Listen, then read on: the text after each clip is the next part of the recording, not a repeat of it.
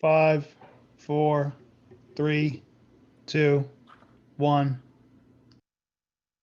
And we welcome you into our Columbia watch party this evening. Thanks so much for joining us. This is going to be a very unique evening as we are going to have some fun. We're going to reminisce and we're going to look back at a very special postseason run by the Columbia baseball team as the NCAA baseball Facebook page, also the NCAA College World Series Twitter page will be replaying tonight the Coral Gables regional matchup between Columbia and Miami. They squared off on May 31st, 2015. So nearly 5 years off that date, but we'll have an opportunity to watch the entire game. We're going to hear from various coaches, various players. We're going to get insight, hit on all the different angles leading up to the game, as well as the decisions that helped power Columbia to a 3-0 victory, 3 pitchers combining for a 2-hit shutout as Columbia blanked Miami 3-0, and it helped set up a decisive 7th game between Columbia and Miami again on the following Monday night. But 2 freshmen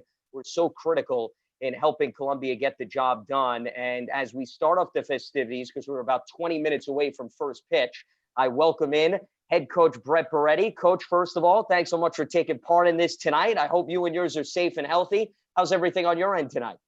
Thanks, Lance. Everything's good. Everybody's good. And thank you for being here. Really, appreciate it and look forward to reminiscing with the guys. And it's good. It's unreal. That's 5 years away, which is why I can't remember the game as well as I would like to. So I had to go back and refresh my memory on some of the box scores. Well, it was quite a run, as you mentioned. And I think, Brett, where I want to start is how special and unique that season was overall. The team posted 34 victories. That was a program record. But I think what gets lost is the fact that this was not the first elimination game that Columbia faced. It was a continuous trend, it seemed, down the stretch where you forced the Lou Gehrig Division playoff tiebreaker game with Penn. Then you win that game. You then have to win 2 straight against Dartmouth in the Ivy League Championship Series, and then it's a battle and a grind as you make your way to Coral Gables. So, when you look back on that season, what do you attribute to why this team just had a knack for one comeback victory after another with its backs against the wall?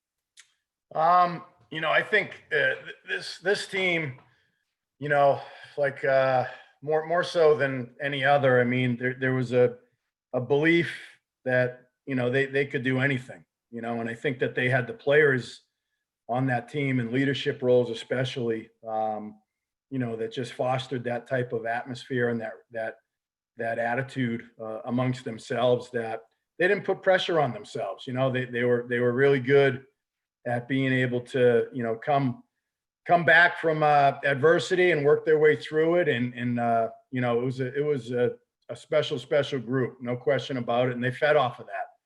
I think they fed off each other. The young guys who stepped up that year, I think learned so much from the older guys, and that was something that just was passed down, I think, too. This is the 3rd year in a row that we were in a championship, Ivy championship final and going to the regionals. And I think those guys had a lot of confidence and just believed in themselves that much that, they when they got their backs against the wall, they believed in each other and found a way to work through it.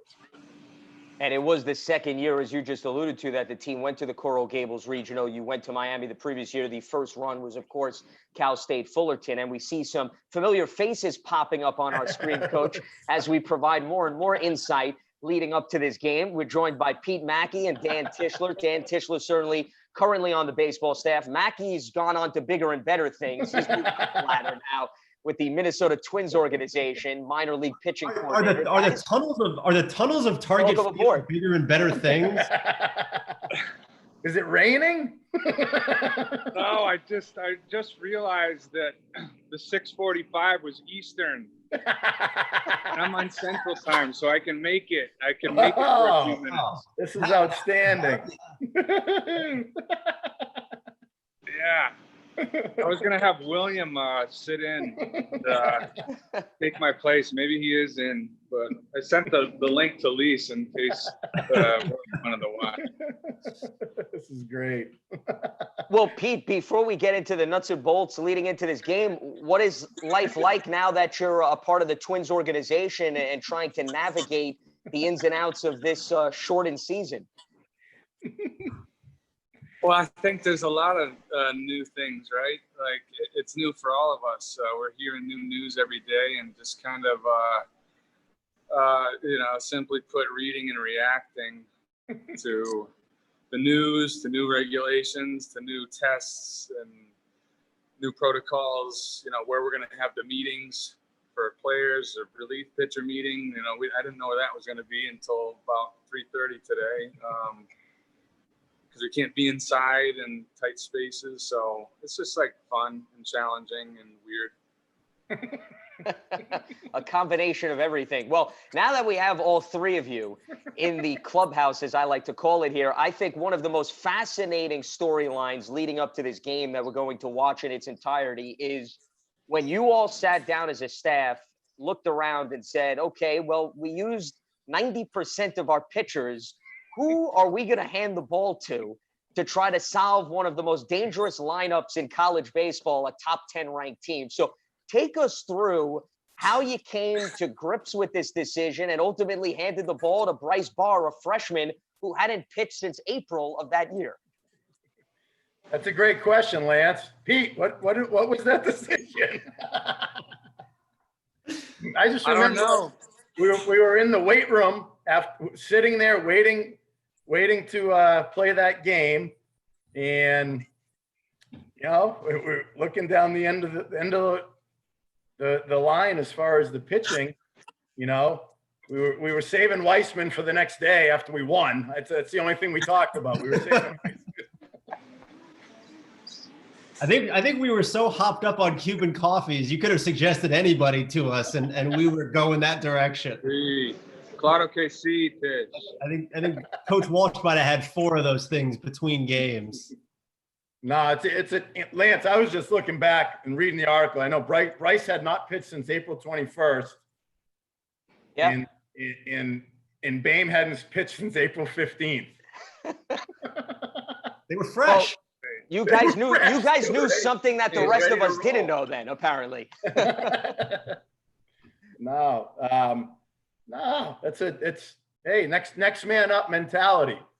We had used, everybody, thrown everybody in the first, 3 games, and those guys, even though they hadn't pitched in a while, Bryce was 2-0 coming into that start, and we knew that they were going to be under pressure as young guys, but we also knew that they were going to be strike throwers.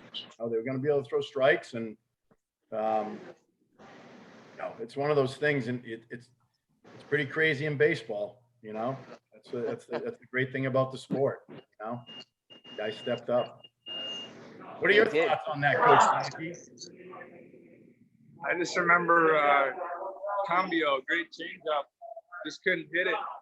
And you know who our bullpen catcher right now is? Garrett Kennedy, their left-handed hitting catcher, who caught when Zach Collins couldn't handle the third day of catching. Yeah. So I've talked to Garrett quite a bit recently about like that whole tournament and just those games, right? The highs and the lows and all that. But he was very complimentary of the whole team, and so it's been neat to talk to him about that right now. That's pretty cool. I'm gonna go sit next to him for the first 4 innings of the game, like I have been every day. That's a riot, man. It's a small world. So, Pete, what do you remember telling Bryce when he was handed the ball and the advice you gave him to set the tone for that game? Sorry, we got some trucks moving in the background. Can you say that again? Completely understand. Well, a lot going on. We're balancing college baseball, Major League Baseball, just so our audience understands. Listen, this is uncharted territory for all of us. We got, Pete Mackey roaming through a tunnel and so forth. as he's trying to take it and reminiscing. But Pete, my question was, if you remember what you told Bryce right before that start, because clearly as the pitching coach for that team, you obviously guided this entire staff. So, how did you get him ready? How did you loosen him up so he understood what the task at hand was? Oh, truth be told, I don't remember any wise words that were different than anything I would tell any other guy. And it's just like, attack, get ahead, early in the head, and going over this on your. Now, Bryce would probably be able to tell you better than me if I said anything really revolutionary. It's unlikely. He just threw great and had some balls and threw a lot of strikes, which is, the name of the game, right?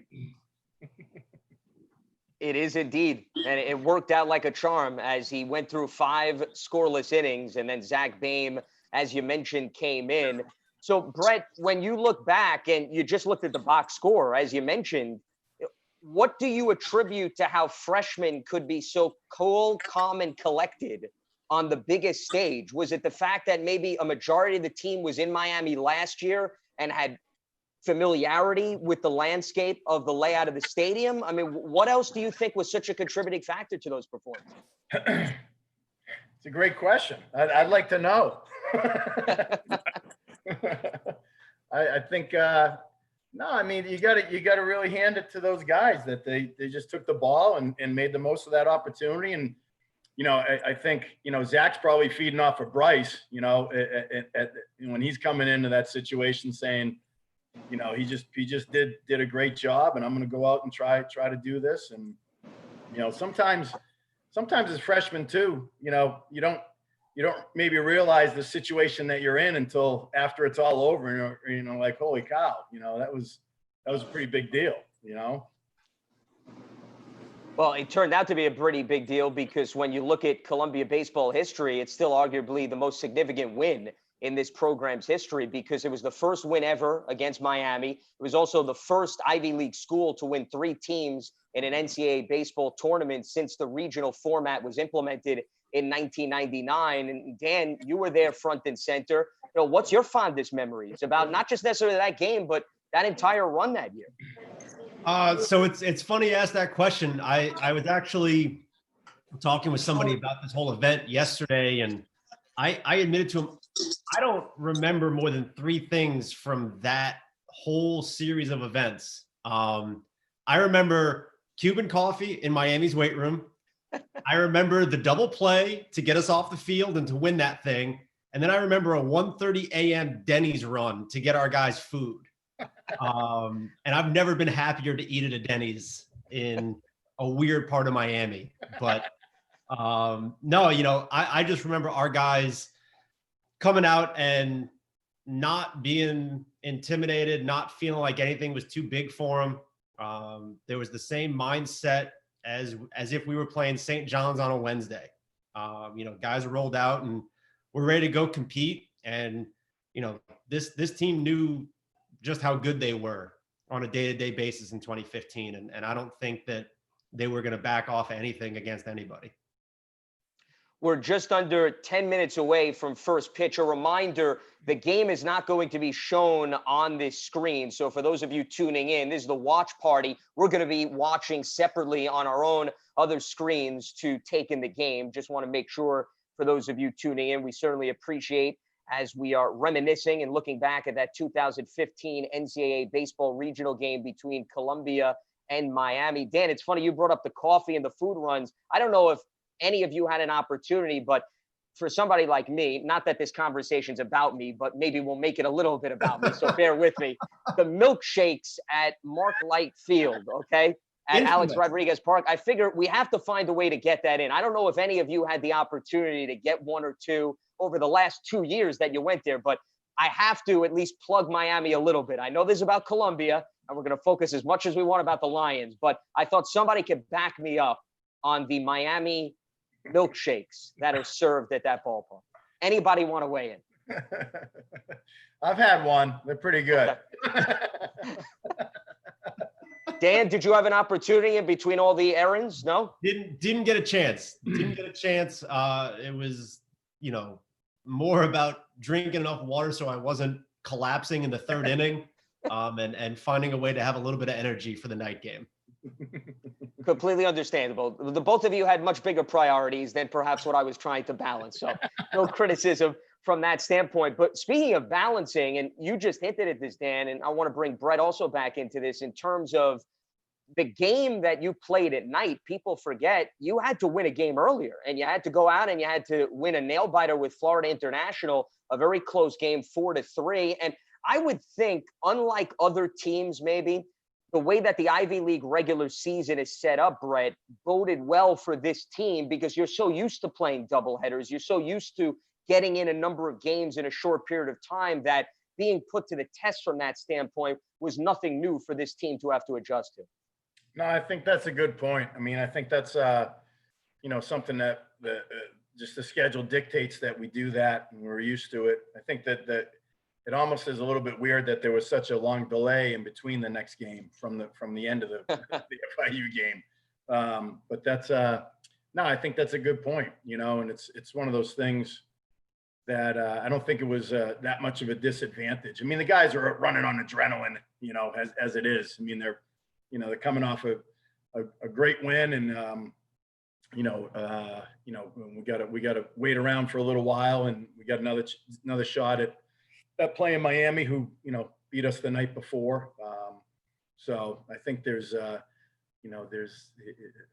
it's the being used to it, but the adrenaline factor I think is a big deal in there as far as getting going. You mentioned that when you beat Miami, you were at least thinking about, okay, who are we going to send out on the hill on Monday? But how much, I'm curious, when you go into these tournaments, because clearly the priority is, hey, let's take care of business, the game at hand. But how much are you laying out things once you know what region you're going to and saying, okay, in the event we win this game, this is who we're thinking about going to, or this is what the lineup's going to look like? How far ahead do you get, or does that necessarily not even enter the conversation until you actually have to address those areas? No, I think your game 2 starter, you know who that's going to be, but that's after that, that's about it. I mean, it's all hands on deck. I mean, if you can win that first game, that puts you in a totally different situation than losing that first game. So, I think that, we're in a situation where we're gonna go with number 1 and number 2, and then, after that, it's who's left and who we got and what do we got to do to try to compete as best as we can. The reason I bring that up as we are closing in on first pitch, of course, because another storyline in addition to what Bryce Barr and Zach Boehm did in this game, along with Adam Klein closing it out, was the fact that Gus Craig was injured the previous night against Miami. So as a result of his injury, you had to tweak the lineup a little bit in terms of inserting John Kinney as designated hitter, and Falcone gets moved around with Paller. How did you adjust to that? And what did you think about the team being able to have that flexibility and that versatility so that you had multiple guys that could take on various roles? No, I mean, that's John Kinney was the ultimate Swiss Army knife. When he stepped up, every time you put him in the lineup, he'd get on base.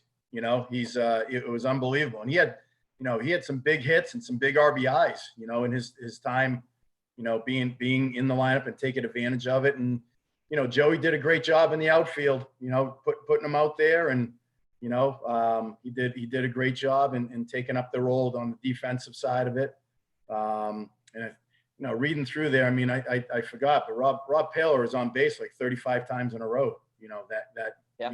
I mean, some of the things it's really, it's awesome to read about, but it's quite amazing. Some of the stuff that the guys were able to do that year. Absolutely. And the way that this team adjusted, as we see Jordan Serena popping up on the screen, the leadoff hitter for Columbia. Jordan, we'll get to in a second as we are closing in on the start of this game. But before we head into our individual chats with various players, I want to ask the two of you, since this has been quite the offseason, and unfortunately you've seen the season be canceled because of the coronavirus. And I know we're here today to focus on reminiscing, but I think I'd be remiss if I didn't give you guys an opportunity to really address what has been a trying time for the Columbia baseball program, as well as the entire athletic program. What's it been like since the announcement of the cancellation of the season, and just, navigating and trying to get through what lies ahead here for the both of you?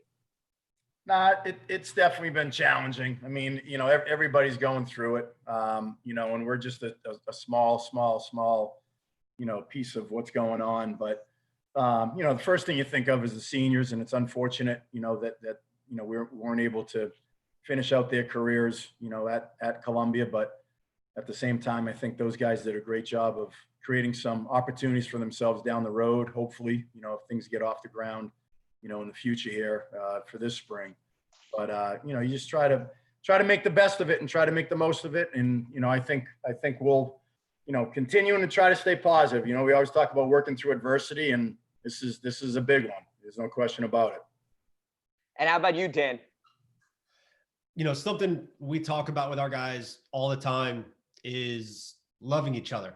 And that involves a lot of different stuff. It's about supporting each other. It's about being there for one another through some really great times, like we're talking about tonight, and some really challenging times. And I think what Coach Beretti has talked about on every team meeting that we've had since this whole thing happened and the season got canceled on us, the message has been that, we're there for our guys, and that we as a team and we as a family are going to support one another. And, that's just a really important piece of it. And I think our guys know how much we care about them and how much we want to just make sure that, they're getting the best out of the experience that they have here, regardless of what's coming next.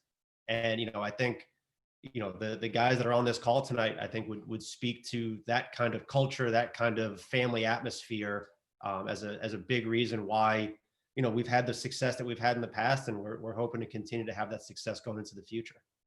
Absolutely. Well, speaking of success, the game is underway on the NCAA Baseball Facebook page, as well as the NCAA College World Series Twitter handle. Dan, always good checking in with you, and we're going to hear more from you a little bit later on the program. Certainly appreciate your insight as always. Brett Beretti is going to hang out with us throughout the course of this broadcast, but we bring in Jordan Serena, and Serena is up at bat right now as we speak, trying to solve Enrique Sosa, the starting pitcher for the Hurricanes. Jordan, good to see you. How's everything on your end? Going pretty good, Lance. Good to see you too. What's up, Coach? Good to see you. How are you? Doing well, grinding it out, just like everybody. You know how it's going. Absolutely. So good strike three swing right there, though, in that first at bat, huh? You had a good beard going, though. I like the beard. Yeah. So I remember it being nice and warm out there in that Miami heat. It keeps the face warm, at least.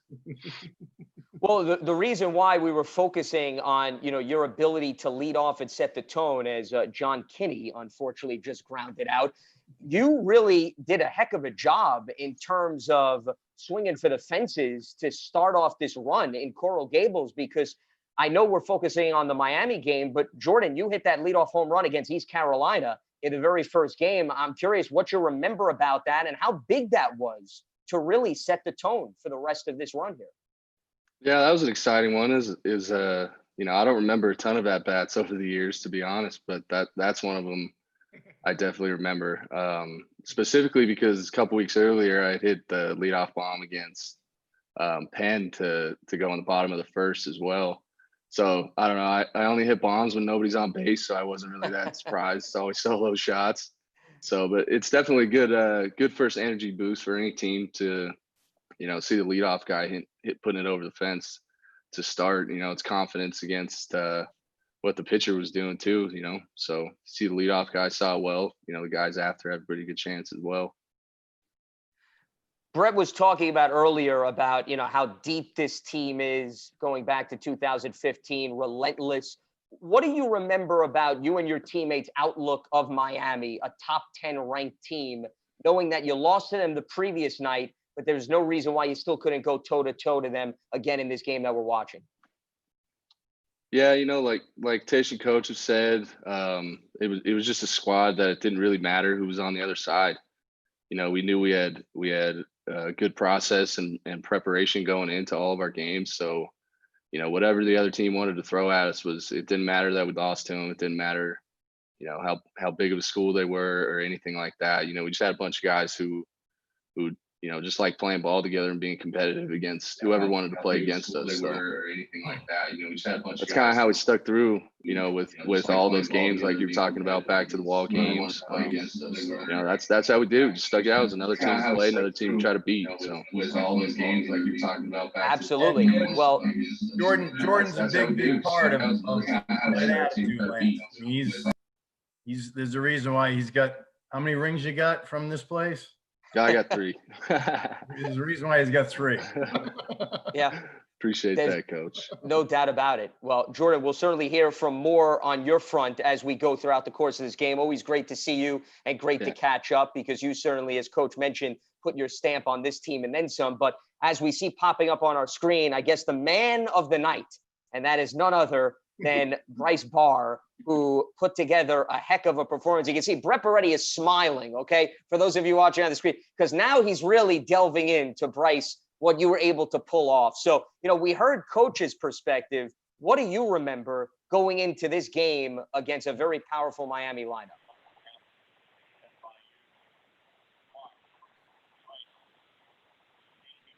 I think, Bryce, you may be on mute. I'm not sure if that has to be adjusted. There we go. There we go, Bryce.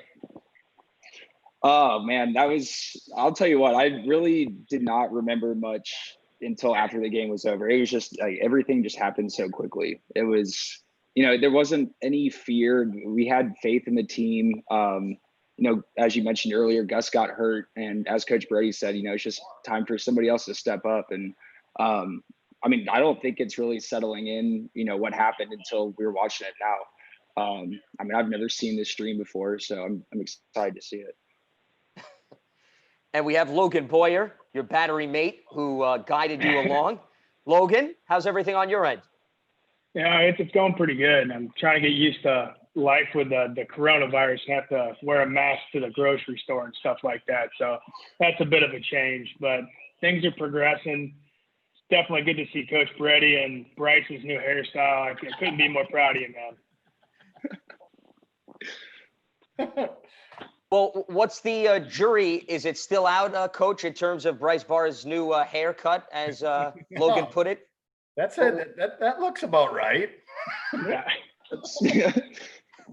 Probably, all 3 years after freshman year. Right. And Bryce, I totally forgot you hit the leadoff guy. Yeah, well, So did I. Yeah, I remember Coach Mackey, always grilling into me. I'd always either walk the first guy or peg the first guy, and he would always give me shit for it. So, yeah, but. And then Logan just picked you up big time. Yep, huge play. Not a baby, Logan. Oh, yeah. I got one of them at least in college. Oh, man. This is classic. Well, Logan, you know what I think is interesting? You split time with Lane Robinette behind the plate. So, you've worked with a variety of pitchers that season. And we were talking about Bryce's last appearance was back in April. How difficult was it for you to get on the same page as Bryce leading into that game, and also the conversations you had with Bryce to make sure that the two of you were going to be in sync? Bryce honestly was probably the best guy for that job because he just does not care what anybody thinks. And he's just a natural, hey, all right, let's go, let's do it. And we would have funny conversations out on the mound. And I think I called probably 60 changeups out of the 80 that he threw. And somehow we found out the secret potion to Miami to throw 70-mile-an-hour changeups, but it worked, and it was awesome.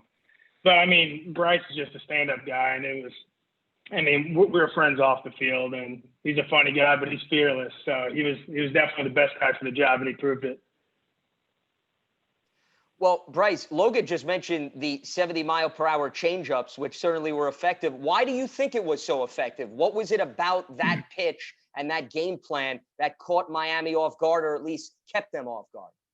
There was one right there, 74. Yep. I think what it was is nobody's used to seeing changeups nowadays. It's always sliders and curveballs. So if you do have an effective changeup, it's a dominant weapon against people who don't see it very often. Well, and Miami certainly did not see it often because of the fact that you were so effective through 5 innings. As you get a ground out here, Nick McGuire backing you up from a defensive standpoint. And, you know, that's the other thing, Bryce, that I think maybe goes a little bit overlooked if looking back at this game. People focus on you, and you certainly had an outstanding performance, but the defensive support that you received in this game. You had a number of double plays. I just mentioned what McGuire did. How much did that give you confidence knowing who was playing behind you? Oh, it boosted confidence, infinitely. As long as you get the ball in the strike zone at a place that they're not going to crush, your defense is behind you and they're going to pick you up every time. And like you said, they turned multiple double plays. they turned multiple double plays. Without that, there's no confidence as a pitcher if you don't have a defense behind you. Brett, how much was that a staple of the team, the defensive facet of this program, especially during that 3-year run? Big time. I mean, we always talked about pitching and defense. I mean, when you talk about, Dave Spear, spearheading the previous, two seasons on the mound, and you want to surround those guys with athletes behind them and in front of them, and I think that's what gave us a chance to get to the level that we were getting at that time. We were fortunate. The 2015 team obviously was a very physical team offensively too. But that didn't take away from what the guys were doing on the defensive side. I mean, the guys we had in the triangle with Jordan and Will and Randall, and then you got Logan and Lane in the middle. It's impressive. And then you put Vandercook, at third base, who, he worked himself into being an unbelievable defensive third baseman. And Nick was always good and slick at first base, and then you put the bats in the corners. Gus made himself into a great hitter, and Robbie's always been able to hit, and then you add Joey into the mix, and it's a pretty special group, that year, no question.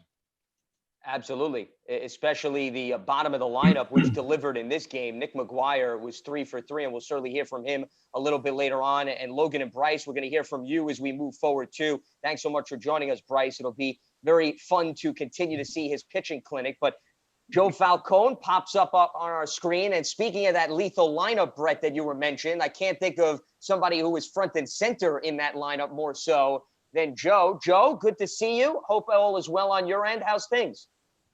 Hey, good evening, actually. Pleasure to see everyone. How's it going?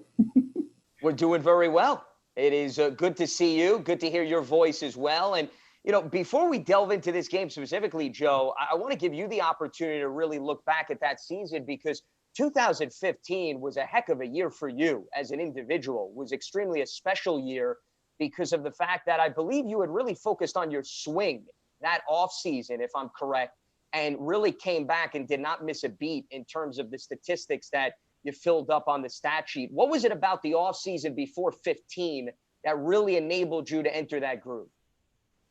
Oh, let's see. Yeah, because I got caught up in really bad, real terrible habit of dropping my back shoulder my junior year. And everybody was just telling me point blank, yo, you're dipping, your first motion, even a BP, the first thing, when the ball leaves Coach Brady's hands, like the first thing you're doing is dipping. And for some reason, I just didn't believe it my entire junior year. And I couldn't get out of it. And I went to summer ball that year. And I remember the coach on the team at summer ball was saying, like, look, guy, you're not even taking pitches the right way. You're swinging terribly. You're taking pitches terribly. You look like a horrible baseball player. And so, he fixed me there, pretty good. It did not take over. It took the whole summer, but I do remember that going into back to Columbia and going into the fall in which we play for September and October, right? My main mindset was to feel like you're swinging down, because for me it felt like I was chopping down, as if maybe I'm chopping wood, but it wasn't. For me, I was just swinging, I suppose, level, because I never felt it when I dipped, and if I swung level, it actually felt like I was swinging down. And I'm not quite sure if that makes sense, but All that matters, Joe, is it makes sense to you. That's all that matters. But that's the best way I could describe of why I was dipping so much leading up to the beginning of the senior year, and how I got myself out of that that knot I really got myself into, you know. Great to see you. Glad you could join us. How's it going? Thrilled to see everybody. Well, as we're looking at Columbia batting in the second inning right now, trying to go up against Enrique Sosa. And you know what was interesting, Brett? This was the first right-hander that you had seen, because, you know, they threw a lot of lefties at your lineup, which is understandable. Did that change the mindset at all entering this game, going up against a right-hander from what you recall, or does it change the team's mindset in general? It might change some of our left-handers' mindsets, you know, individually, but it doesn't. I don't think it changes anything from a team standpoint. You know, that's. I think our guys, you know, it's really interesting because I've never seen this video of the game either, and it's really interesting to see how you can. Our guys are locked in at the plate, like really, really good right now. It's you know, you can just there's an aggressiveness approach, you know, that you can tell they all have right now. Even though Dave Vandercook just struck out back, you know, looking at the backdoor slider, Dave, you probably could have fouled that off, but he did hit a long foul ball with a, you know, almost got his 5th postseason home run right there off of Sosa. But no, I think these guys, you know, they don't. I don't really think it bothered them who was on the mound. You know, to be honest with you, you know, I really don't think it did. Joe, I brought up earlier the fact that Gus Craig was hurt the previous night, so he was not in the lineup. And, you know, you were normally the designated hitter and then moved out to left field in this game. What do you remember about having to make that adjustment? And why do you think it was so beneficial to this team that guys like you were versatile enough that you could be moved around in the lineup and on the field in the blink of an eye? Oh yeah, well, we were always kept on our toes, you know, just ready to stay in at any point, kept in shape, and always, you know, we started the games just hoping to get in the game and expecting to get in the game. And I don't really remember ever really sitting down in that dugout, come to think of it, you know, during about any of the innings, not just that game, but I think that was the game. So the game before that, there was a pop fly to left field, a shallow pop fly, right? And Hayward's brother was out there and he lost it in the clouds. And well, his name's Hayward. And yeah, Jacob Hayward, you're right. And he couldn't see it. And it was like the same exact time, I think it may have even been the same inning, that the next day, like maybe exactly 24 hours later, I was in the outfield. And there was a shallow pop fly. And I remember it looked shallow coming off the bat. And I completely lost it once it got above the stands and into the sky. And I was just judging of how it came off the bat. I wasn't quite sure where it was. And Vandercook told me later, he goes, "Doug, I had the ball the entire time. You didn't need to try and like jump it and, you know, overcompensate." And I do remember that play. I'm not quite sure what inning it was though, but it was pretty early on in the game. I'll put a plug in here for Coach Walsh, working with Joe in the outfield all the time. Coach Walsh can't be with us, and he always said that Joe's fine. He's capable of being out there. He'll be out there, and I tell you what, man, all the work that he put in, stepped in, no problem, nothing, you know, it was like he was out there the whole year. Absolutely. Well, Joe, listen, it was good seeing you, good speaking to you, and we're going to hear more from you later on as we welcome in some of your other teammates in the lineup, as we see Will Savage pop up, Randall Kanemaru, back-to-back Ivy League Rookies of the Year for Coach Brett Beretti. So that paid off in terms of the recruiting trail. And now we're getting the two of those to smile. See, I like it when we got smiles across the board. We're reminiscing and thinking about the good times. Randall, Will, good to see both of you. Hope everything is well. How are we doing tonight? Good, doing well. Nice to see everyone. Especially to see some everybody. old guys, especially like Logan. Haven't seen that guy in like years. What's up, guys? How are you? Good. What's up, Coach. Good. Randall, did you see you just struck out? Yeah, that was Chased the ball down bad. out of the zone, man. Sosa owned me. Randall talked about Sosa for like 2 to 3 more years after this. Oh, He didn't like Sosa. I hated that guy. Probably a nice kid. I just could not hit anything against him. It was awful. Well, you weren't alone because he certainly set the tone through the first 4 innings, but you guys finally solved him in the 5th as you were able to make an indent on him. And we'll certainly see that coming up. Is for those of you watching this simultaneously with our chat, we are in the bottom of the 2nd, still scoreless between Columbia and Miami, as Bryce Barr now getting his second go around against this Miami order. David Thompson up at bat. Just a very strong lineup that this Hurricanes group showcased. But you two contributed to a dangerous Lions lineup. And Will, I know that you were with the Tigers minor league system for quite some time. I'm curious what you're up to right now to update the audience, because you certainly were very well invested in the next level of your baseball career. But where is your journey taking you today? Not very far. No. Well, the minor league season's been canceled. The MILB, and then almost all independent leagues have been canceled. There are a few independent leagues going on, or independent league teams going on, not full leagues. My team was not one of the teams that is playing, so I'm not playing, which is obviously unfortunate. But worst things could happen, so I'm all right. It's all about perspective, as you put it. Yeah. Randall, you were jokingly talking about how you couldn't solve Enrique Sosa. What do you remember specifically about the scouting report going into this game, knowing that it was a must-win situation, and why this would have been perhaps a challenge for you and your teammates? Yeah, I mean, as far as scouting reports go, I know every time before the game, like Coach Brady has a scouting report and whatnot. I'm probably not the only one that can. I know I'm not the only one that can attest to this, but a lot of the numerical values on the scouting report are usually wrong. There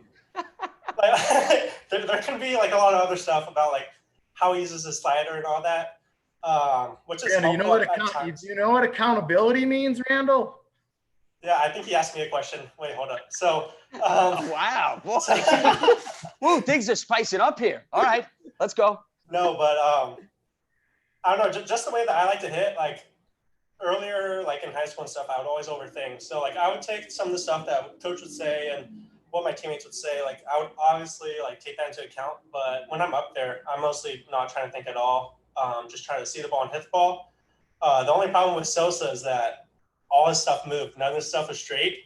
And so I also can't really see the ball at night, which probably went into it. But things are just moving all different directions. I couldn't put the bat on the ball, but once it got out there, I was definitely happy. So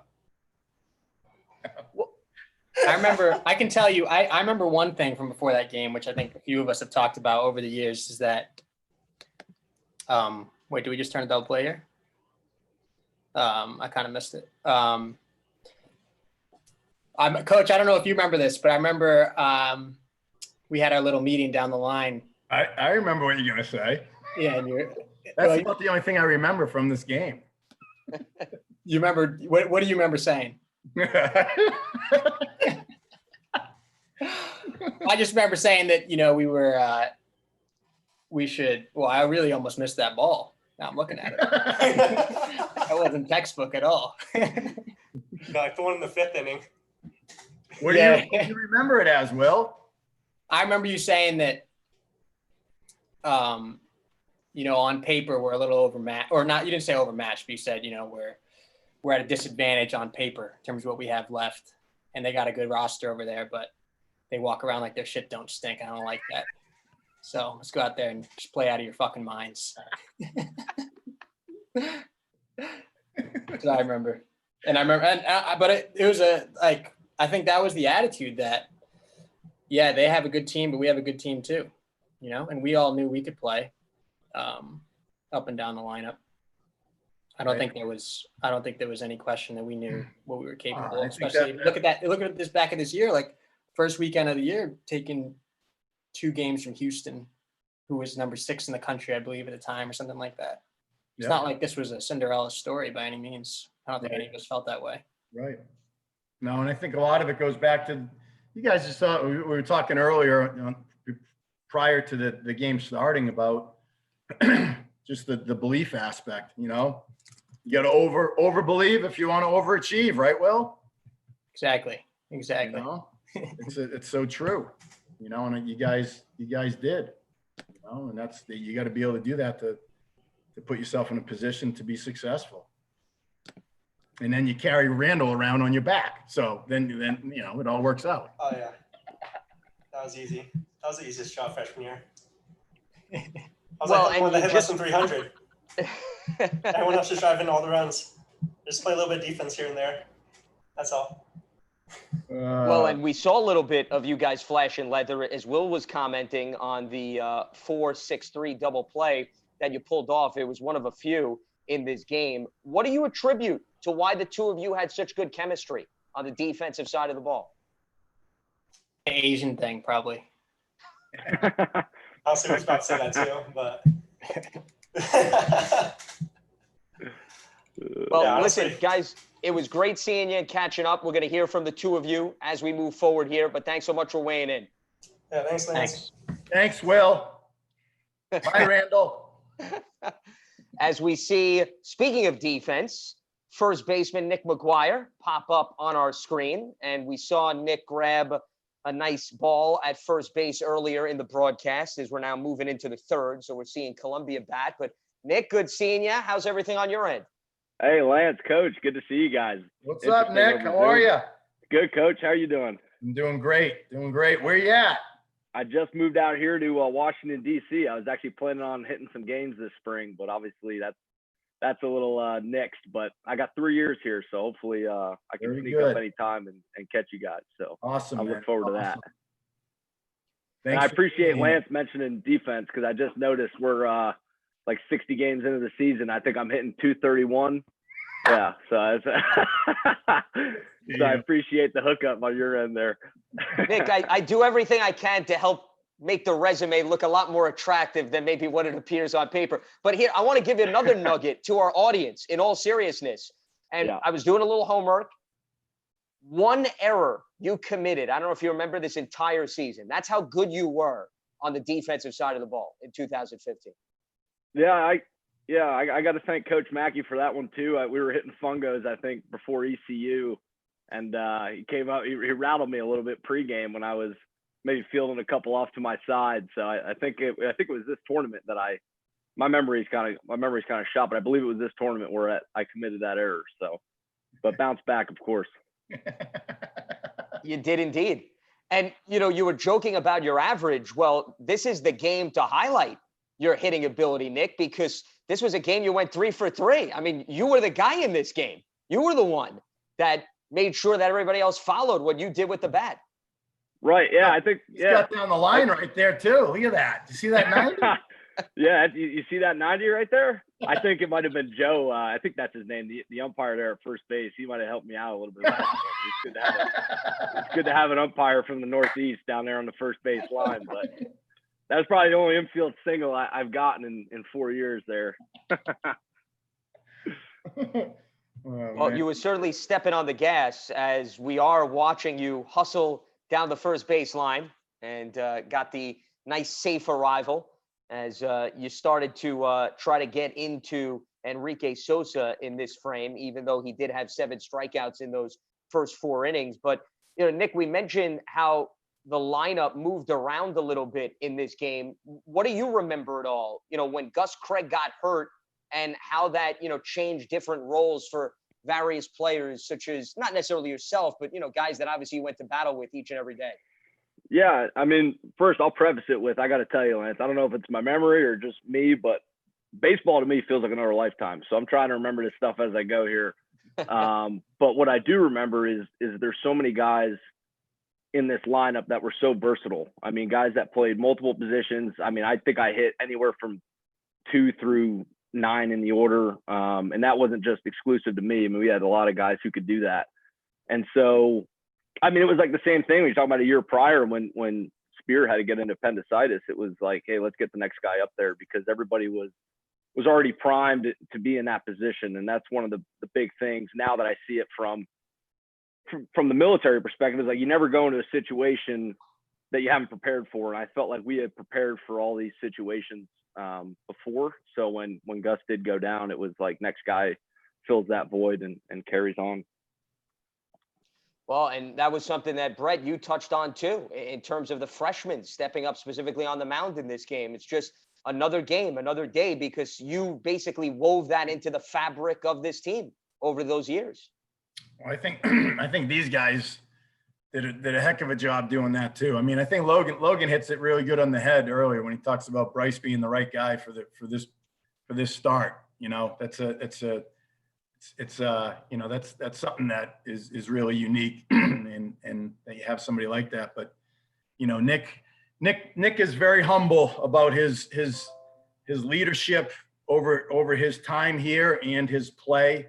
You know, there's, you know, if you Nick is a presence on each of the teams that he was on here, in the leadership and the vocalism, you know, that he displayed. You know, stuff like that just continues to go a long way, you know, to the younger guys, to the team at hand. But you know, and that's why he's in the position he's in today. I mean, it's remarkable, you know, that the qualities of a person like that, and just we're fortunate to have, you know, this group of guys. There were a lot of leaders. You know, you can never have enough leaders, you know, and that's just you know, I think it speaks to what we were able to do.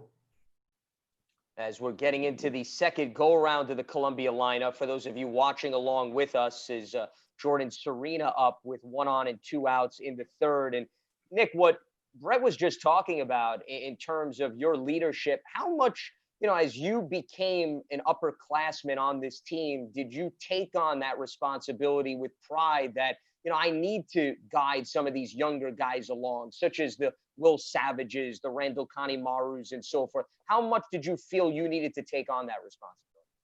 Yeah, I definitely felt it. I would say probably starting my junior year, when you start to get to an upperclassman, and then being a captain my senior year. But it was easy because you know, you bring up the 2 examples of Will and Randall. I mean, 2 guys that just the highest character that you're going to find, and that's what we recruited. And that model that coach had is, you know, we're going to recruit the best talent we can, but they also have to have character too.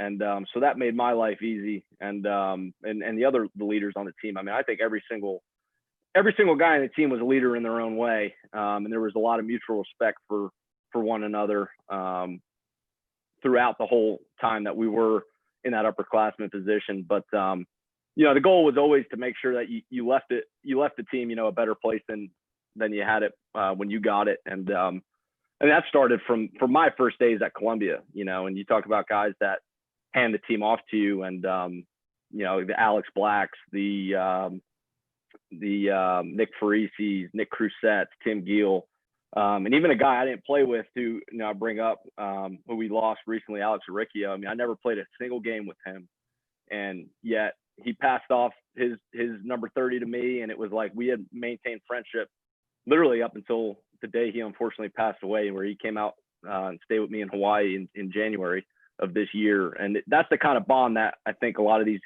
that the program has, because we always joke about the hashtag, the program, but it's more than that. And it's a real family atmosphere. I remember our senior year, we picked the word love, and there was so much love amongst all of us that there was no attitudes or prima donnas on the team where it was hard to get everybody to get on the same page, essentially.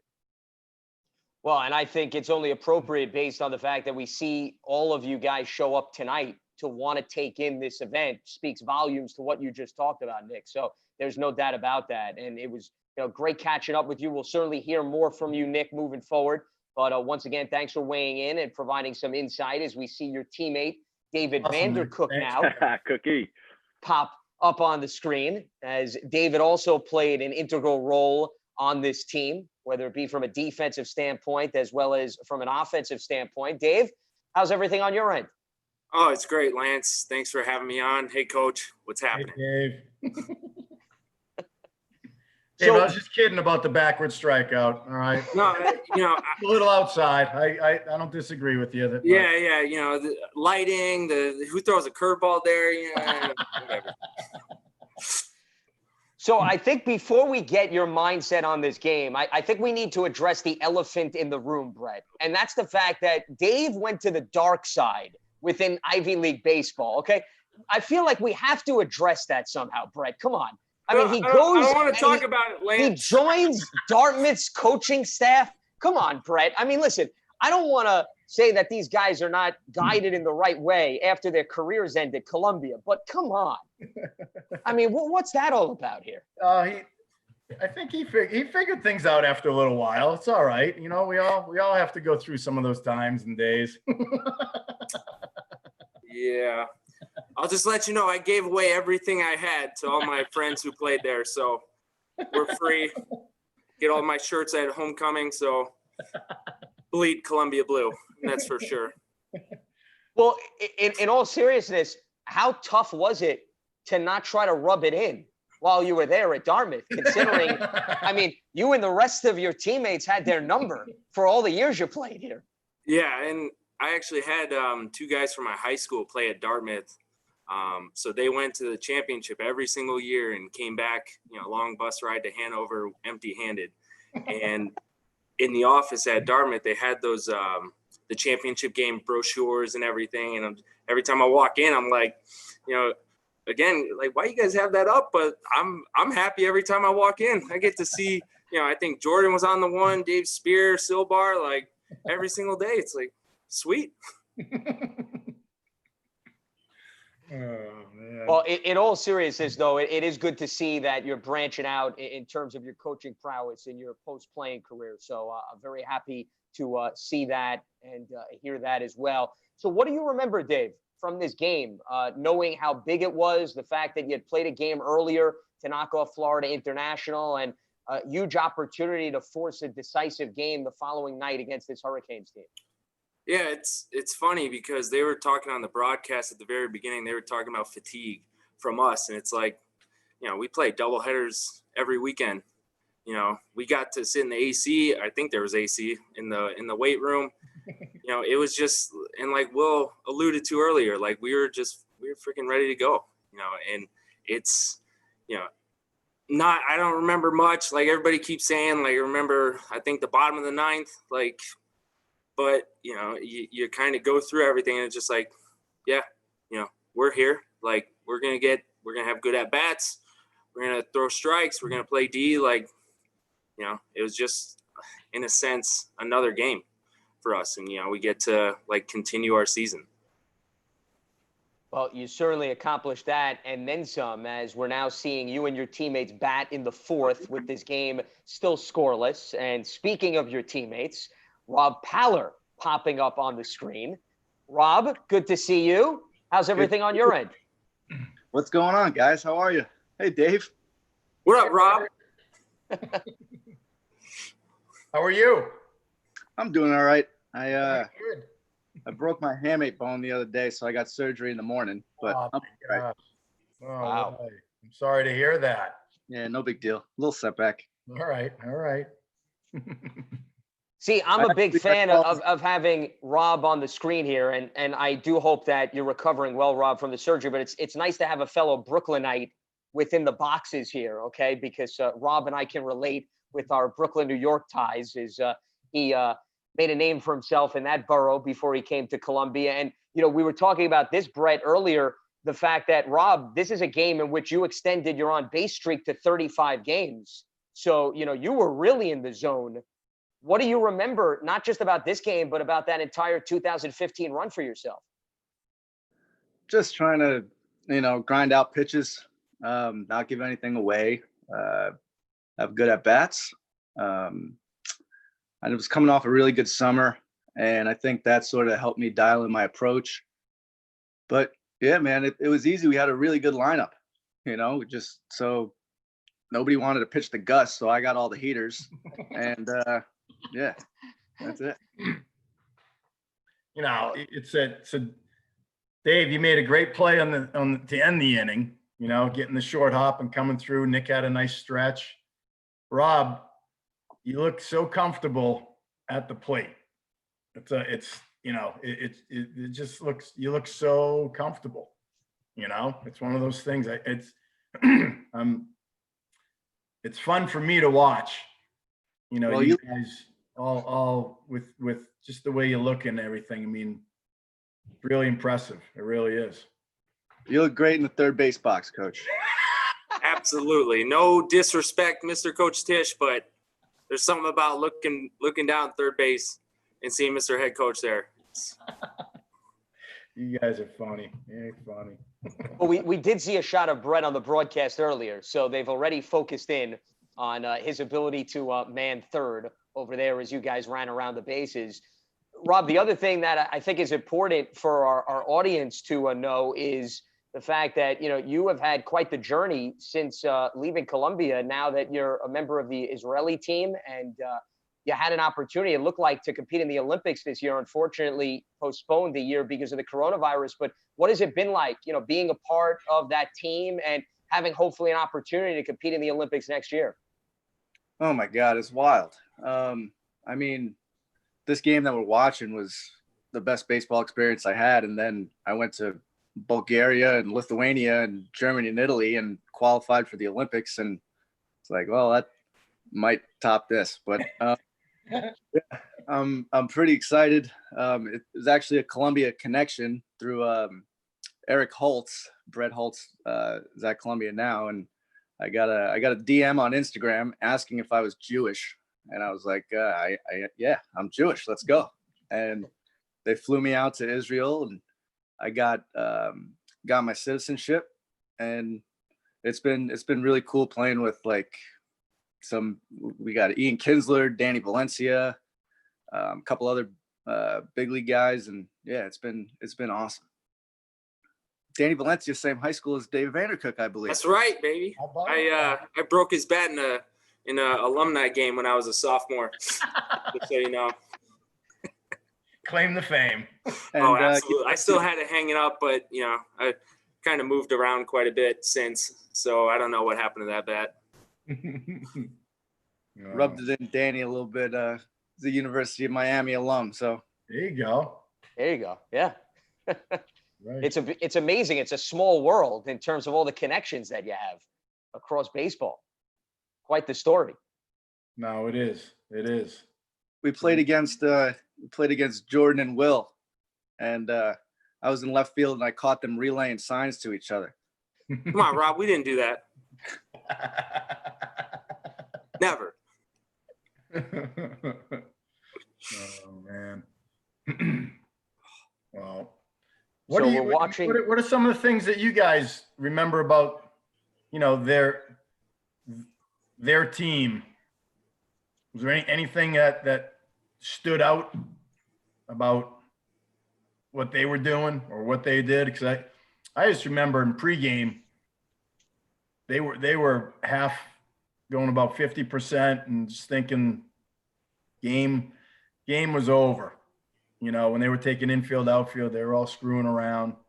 It was like, you're just gonna roll over this team in the other dugout here. That's what made it so great. And right now in the fourth inning, we're at 0-0 is when, after the second time they go through the order and they don't get anything offensively is when they start pressing. And that's when you can sense it, from our dugout, that they're all getting tight now. 100%. And that's, it was cool for me, like being a South Florida guy. Like I remember going to the U for regionals, super regionals growing up. The first baseman I played with in high school, like played with some of the pitchers. Yeah. It's like just the way they'd like talk to you, like even in passing, it was a little bit different that night. Mm-hmm. For sure. And, like whatever it was just remember it being easy and, easy to just go about what we did, hit a bunch of foul balls because I missed a lot of barrels doing that. But, just enjoy. I don't know. I freaking enjoyed it the entire time there. Like, regardless what happened, like it was so much fun. Like, and that's what I think, set us apart. That's how we had all that success. Right. Well, it's because you guys are fearless. You know, you guys didn't. There was no fear. You know, it's one of those things. There's nothing to lose. There's only things to gain. But I think it's more than even that, though. You guys were looking to gain. You weren't just going to throw it up. But there's just when you have a fearlessness about you, you know, when you have a bunch of guys that have that mindset, you can do anything. You know, I remember clearly the game after this. Right as we're taking the field, Mike Weissman looked me in the eye and dead ass serious was like, "We're gonna beat him." And then we lost by like 37 runs. But like, that was a man on a mission. We were ready to go. You know, he believed it. That's it. And we believed it too. Why wouldn't we? You know, why wouldn't we? But no, this is fun. Oh, Randall's up again. Let's see what Randall does. Well, and it's only appropriate because we got the two guys with us now on base right now, with you guys threatening with 2 outs in the 4th, as Sosa had collected a number of strikeouts up to this point. But, you know, this is where you put a little pressure on him, as we're still scoreless in the 4th inning. And, you know, just listening to the three of you go back and forth about, you know, that fearlessness, that relentlessness, you know, as covering the team over the course of the years, every time you trailed in a game, I would always say this is far from over, because you had that identity that you built in terms of never digging yourselves too far in a hole, or regardless of the opponent, whatever it be, because you guys just always found ways to battle through. And I think one key identity for this team, we talked about the comebacks, we talked about, you know, the ability to close out opponents. I would say also clutch hitting. Clutch hitting is what defined your runs from 2013 to 2015. David, you had clutch hits. Haller, you had clutch hits. I mean, you all guys could look back at key moments that I'm sure jump out to you in that regard. And everybody talks about, you know, like being gritty and you're never out of it. But that stuff, obviously that stuff goes a really long way, but we could swing the bat. We were a really good lineup, and like we got hits, you know. It's not like we were just working counts and fighting pitches off and then 2 walks and an error. It was like, no, we're always one swing of the bat away from, you know, being in a ball game, and that's what made this lineup so dangerous. I agree. Top to bottom, you know, top to bottom. And it could, you know, like we talked earlier, was we had a physicality about us, but then we had a speed factor in there too, you know, which is really unique. You know, it's really hard to get all of that, you know, in a lineup, you know, at a place like ours. And we, you know, it was a perfect storm. It really was, you know, for this group of guys. You know, Rob, is this the year is this the Texas A&M home run year, or is that the following year? I think that was the year before. It was the year before. Okay. Before. That's still one of the best balls I've ever seen hit in my life. My first college homer. Was it really? Yeah. Announce your presence with authority. Oh man. Oh, Randall struck out. Jeez. Coach, that was an unbelievable at bat. Nibbling on the corners, he's fighting it off. Freaking, he's throwing 70 pitches in 4 innings. It was incredible. Randall and I have a good relationship. At least we did heading into tonight. We'll see what happens tomorrow. We'll have to salvage it throughout the course of this program, we should mention, as a side note, as we now got through 4 innings and Randall pops up. We'll keep him on mute. Okay, now we'll take him off mute just to be cautious and careful. Yeah, I don't think I'm supposed to be on for like 3 innings, but Mike just threw me in here, so. Well, Mike's a troublemaker. That's the only reason why. So it's understandable. Oh, yeah, watching that back, I shouldn't have struck out. That was bad. He hung that. Randall, Battle. You were battling. Oh, now Yeah, you're you're nice to me fighting. when I'm on here. I'm still in the chat. I can hear everything you say, so. All right, Randall. Well, we will check in with you a little bit later on. And thanks to Rob and David for checking in as well. We'll hear from them throughout the course of the program. But we're bringing back the arms because this is now the turning point of this game as we enter the 5th inning. And so far, it has been quite the showing for Columbia as we joined by Bryce Barr again, who we heard from earlier. And we're in the bottom of the 4th. I'm rushing things along a little bit. Harrison Egley, we're seeing for the first time as well. So, Harrison, we welcome you in. How's everything on your end? Things are going pretty great. Thanks for having me. How are you guys all doing? Doing well. How are you, Harry? Doing well. Surviving up in Boston. I love it.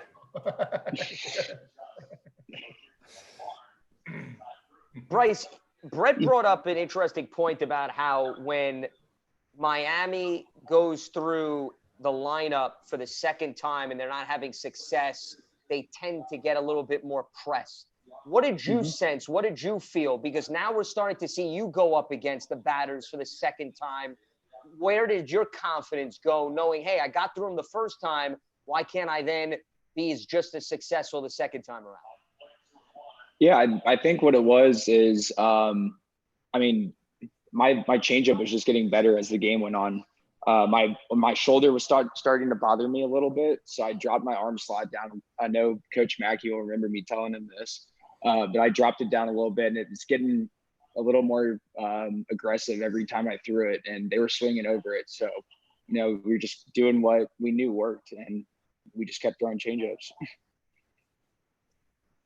Harrison, what was it like from what you recall? Because you didn't pitch in this game, but you certainly contributed to the other games in this tournament. Watching what Bryce did as somebody who, had a knack for closing out games throughout the course of your career.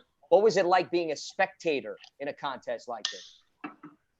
It was very interesting for sure. I almost, from what I remember, it kind of felt like I was out there on every pitch in terms of I couldn't stay in the dugout. If you'll see, Zach's warming up in this inning, and I immediately went down to go help communicate signs because I couldn't sit still. I needed to be out kind of doing something to help the team. And so I decided to go down to the bullpen and help kind of communicate because as Falcone, I think, said earlier, no one's sitting in the dugout this entire game.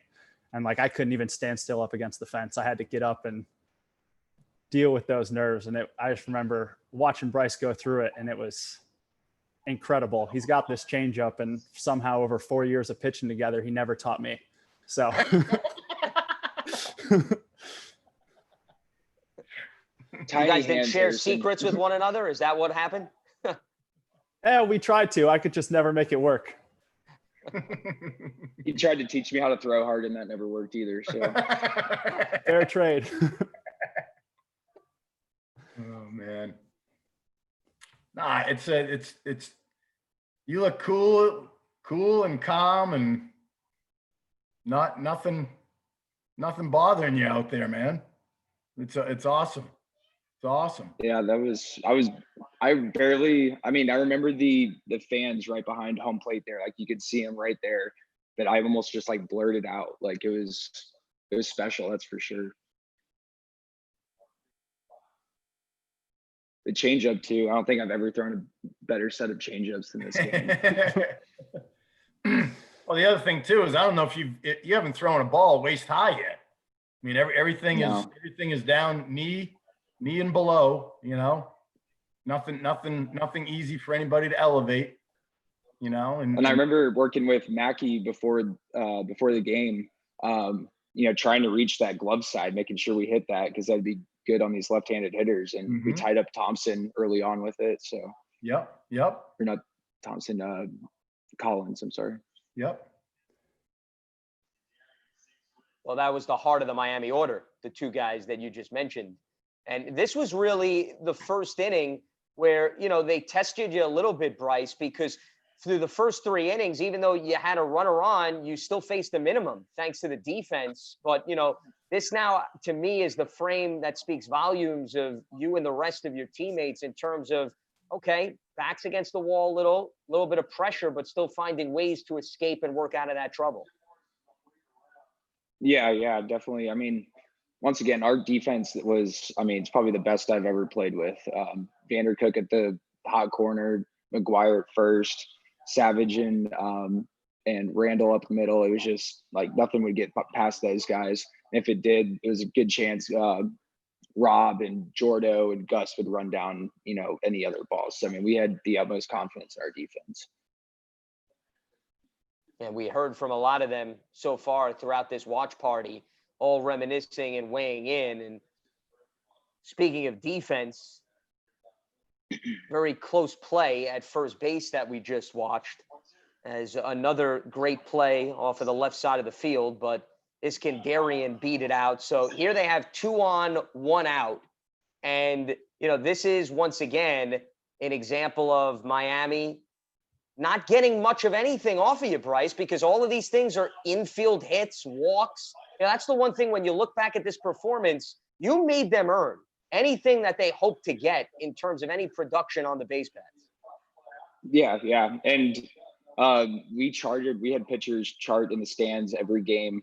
And Coach Mackey would, track barrel percentages and stuff like that. And I mean, it was probably the lowest I've ever had all season. So, I mean, his game plan with with what I threw, fastball, changeup, it was just the perfect storm, as Coach Brody said earlier. So Miami, you had pitched earlier in the day, correct? Yeah, I think I threw. Oops, sorry guys. I think I threw 2 against FIU. So I wasn't available for this game for sure. Right. So I remember being a little wiped before we even started. Everyone's saying they weren't tired. The heat got to me a little bit. That was hot. It was hot during that game. Mm-hmm. Yeah, the day games out on that field were brutal for sure. So. Yeah, you went 2 2/3 in that game against Florida International. Brett, let me ask you this. Speaking of, Harrison talking about, maybe being a little worn out, how much did the pitchers campaign to you throughout that weekend from what you recall? Meaning guys may have appeared to be tired, but they still wanted to get back out there and maybe tried to convince you, hey, use me for an inning tonight. I'm okay. Did that come up much of anything? I mean, we used Adam Klein numerous times. Yeah.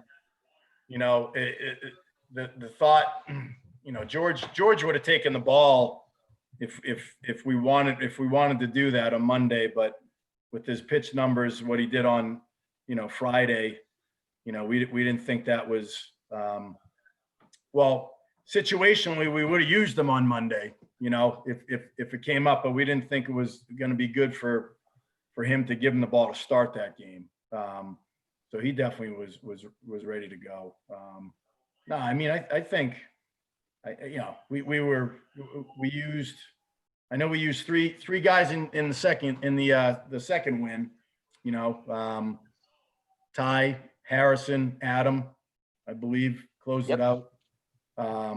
We used Kevin, Mike Weissman, and Ryan Marks in the first Miami game. And then ECU, George, Adam. I think that was it. Was that it? Yeah, I think we just handed it off. And yeah, just the 2 of them. Okay. All right. So, it's pretty, I mean, that's that's a pretty good job of guys taking care of business, but I don't know, Eggs, what do you take the ball the next day? Were you ready to, how'd you feel on Monday? Oh, I felt great on Monday. I remember Coach Mackey coming up to ask, like, hey, we need you first or second out of the pen today. And my arm could have been falling off that day. I mean, that was regional final. I was going to throw no matter what. And I think I threw my last pitch of the season into the backstop because I literally couldn't get the ball down anymore. Right. So, but I wasn't going to stop myself. For sure. Right. And that's the type of crew, that we had was, again, all hands on deck. And at that point, and let me see who, give me the ball, try to do my best to get 3 outs and move on, so, well, it's 3-2, 1 out, first and second, keeping the ball down. Do you remember what happens here, Bryce? I don't recall. I don't either. I think it's a double play. Well, I think you guys are ahead of me a little bit.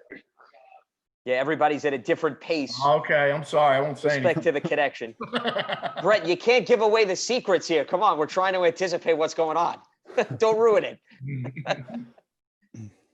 I mean, the lineup you're facing is pretty potent, no question about it. And a baby. Change up down. You got it.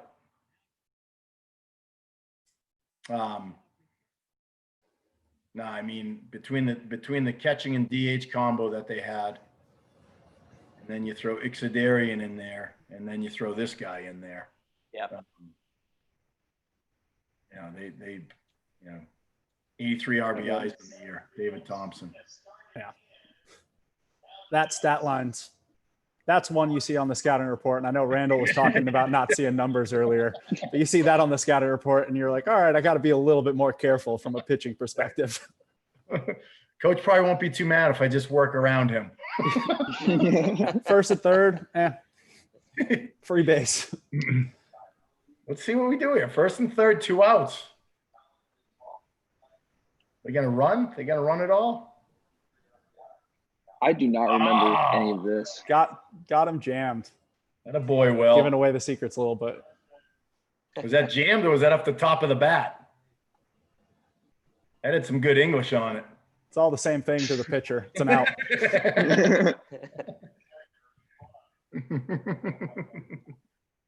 This is where tell you guys you're starting to smell it a little bit, you know?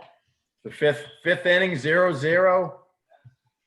And we just got through the heart of the top of the order too. Yep. Feeling good. Yeah. I always remember every dangerous situation for an opponent always being an opportunity for us in terms of first and third, 2 outs, best hitter up, Bryce gets out of it.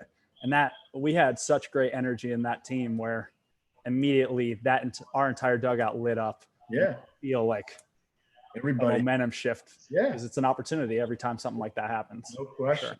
Everybody's on every pitch. You can tell looking at him that he's all PO'd right now, which every hitter gets that way, but you can tell as a team that there's a little bit of a deflation going on.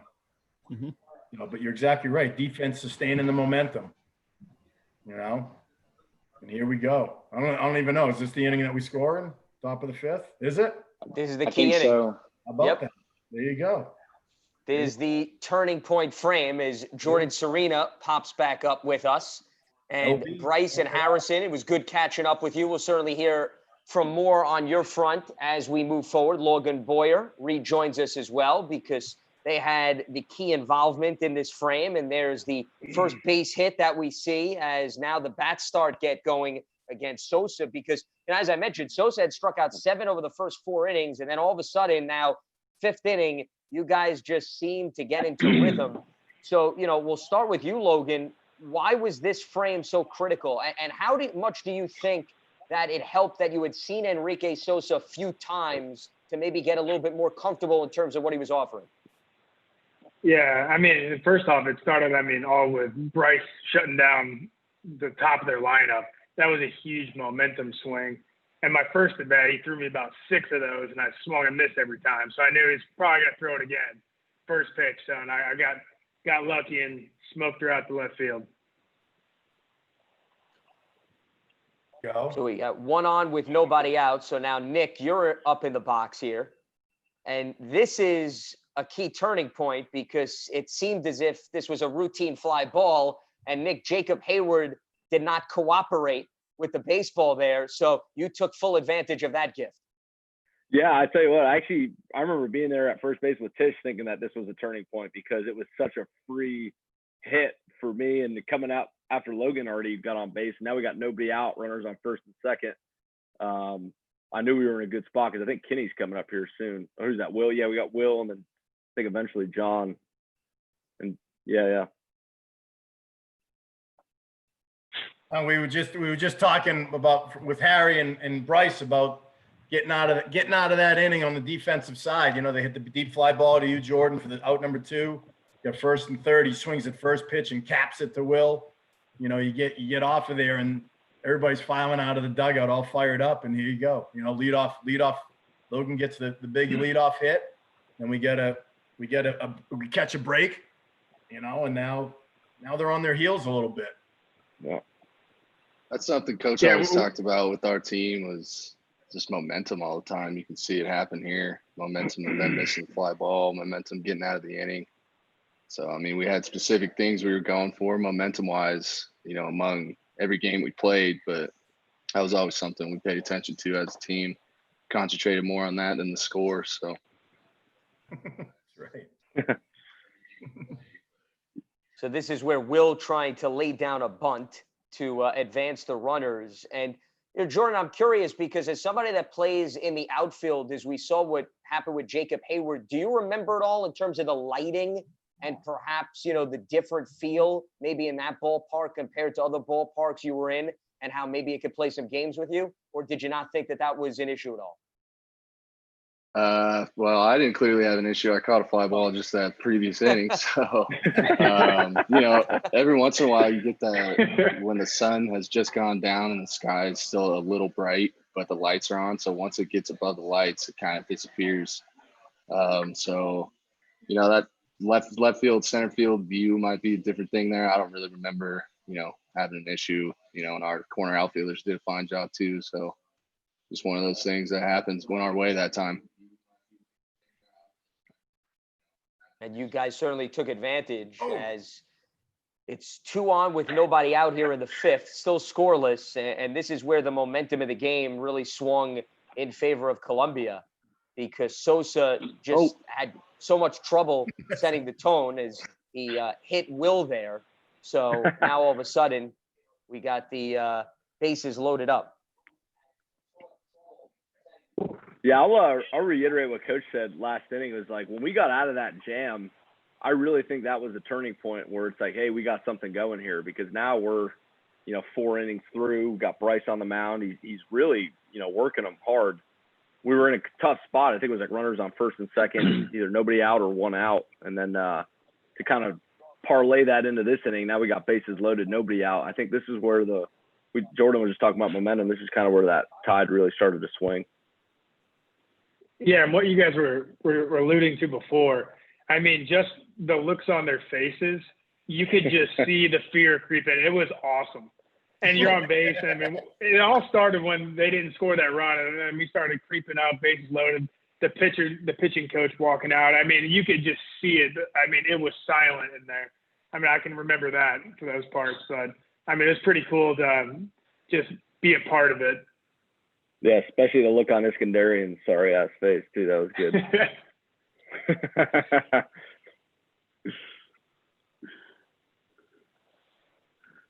So now Jordan's up, and I mean, this is the key at bat. Yeah, I don't remember what happens here. So well, you'll slowly see the discipline, Jordan, that you showed in the box here because you did all the heavy lifting. Well, that's a change. Chased a couple already this game. You guys are rough on this. Yeah, you know. 2-0. All those curveballs I swung at kept me up at night all those years, you know. Too many of them. How tall was Sosa anyways? Looks like he's 5'6" out there. Yeah, not very tall. He was not tall. Yeah, I remember feeling taller than him when he was standing on the mound. Yeah. My height.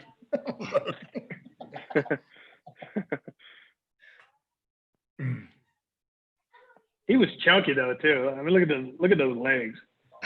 I remember he came out of the pen one of the prior years we played these guys. He was like their closer for a while.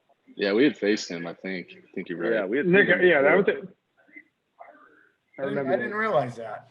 Yeah. I think it might have been our 2013 or 2000. Yeah, 2013. We might have seen him out of the pen. Okay.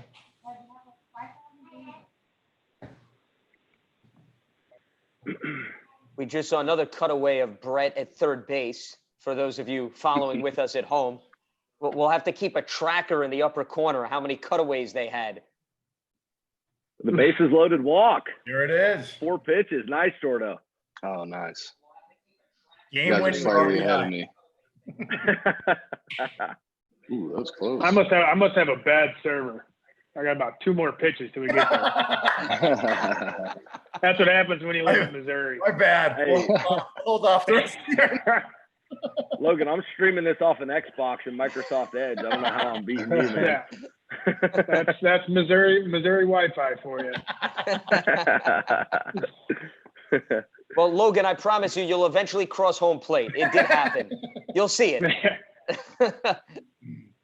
Well, there's Jim Morris. You remember the Twitter beating he took after this game? I don't know if anybody remembers that one. Yeah. The fans were all over him. Well, I think if you remember, the fans were also totally enamored with Bryce Barr during his post-game presser. I don't know if you guys remember that. I know people were weighing in. Who is this guy? Look at this. We lost to this guy. So, yeah, the Miami faithful, they had a rough night on that Sunday night. There's no doubt about it. I think Coach Morris gave it to his team after the game too, if I'm not mistaken. I remember hearing. Yeah. Oh, they did. I remember that. Can we hear him yelling? Yeah. Yeah, they were screaming. I think the grounds crew was that told Coach Walsh that like paint was chipping off the walls from the yelling in the locker room. Yeah, and then they turned into the Boston Red Sox, and we're using the TV to steal our signs the next game. That's why we lost by 40. I think that's the Astros you're talking about. Is that a dig at me, Logs? Is that a... Never, Coach.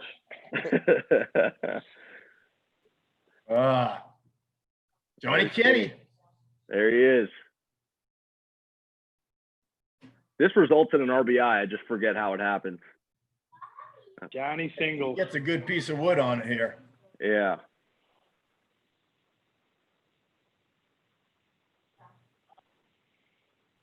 John Kinney, another cool, calm, collective. You step up here and put a barrel on the ball real quick. Yeah. There he is. There's Johnny Kinney hitting his first college home run in his last college game too, which is pretty cool.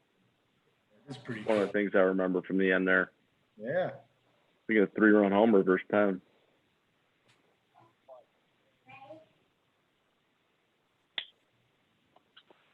Try to back pick. Do you see that, Jordan, yet? Yeah, bases loaded, all over it. That takes some stones, no outs. I'm gonna go back pick here at first. Yeah. Wait, Coach B, was Coach Mackey saying that this catcher right here is in the Twins organization with him? Did he say Kennedy or Collins? I forget which one. I think he said Kennedy. I thought he said it was Kennedy.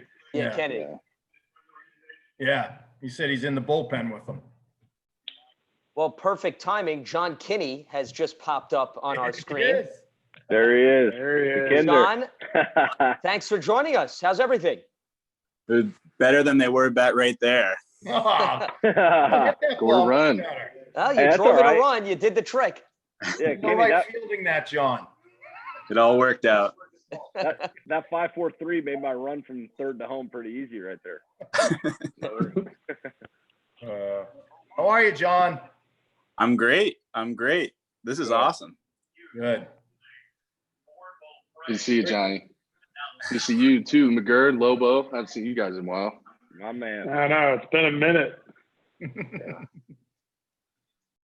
Nice to kind of watch ball games together, halfway. This might be the only baseball game that's aired this year now after this.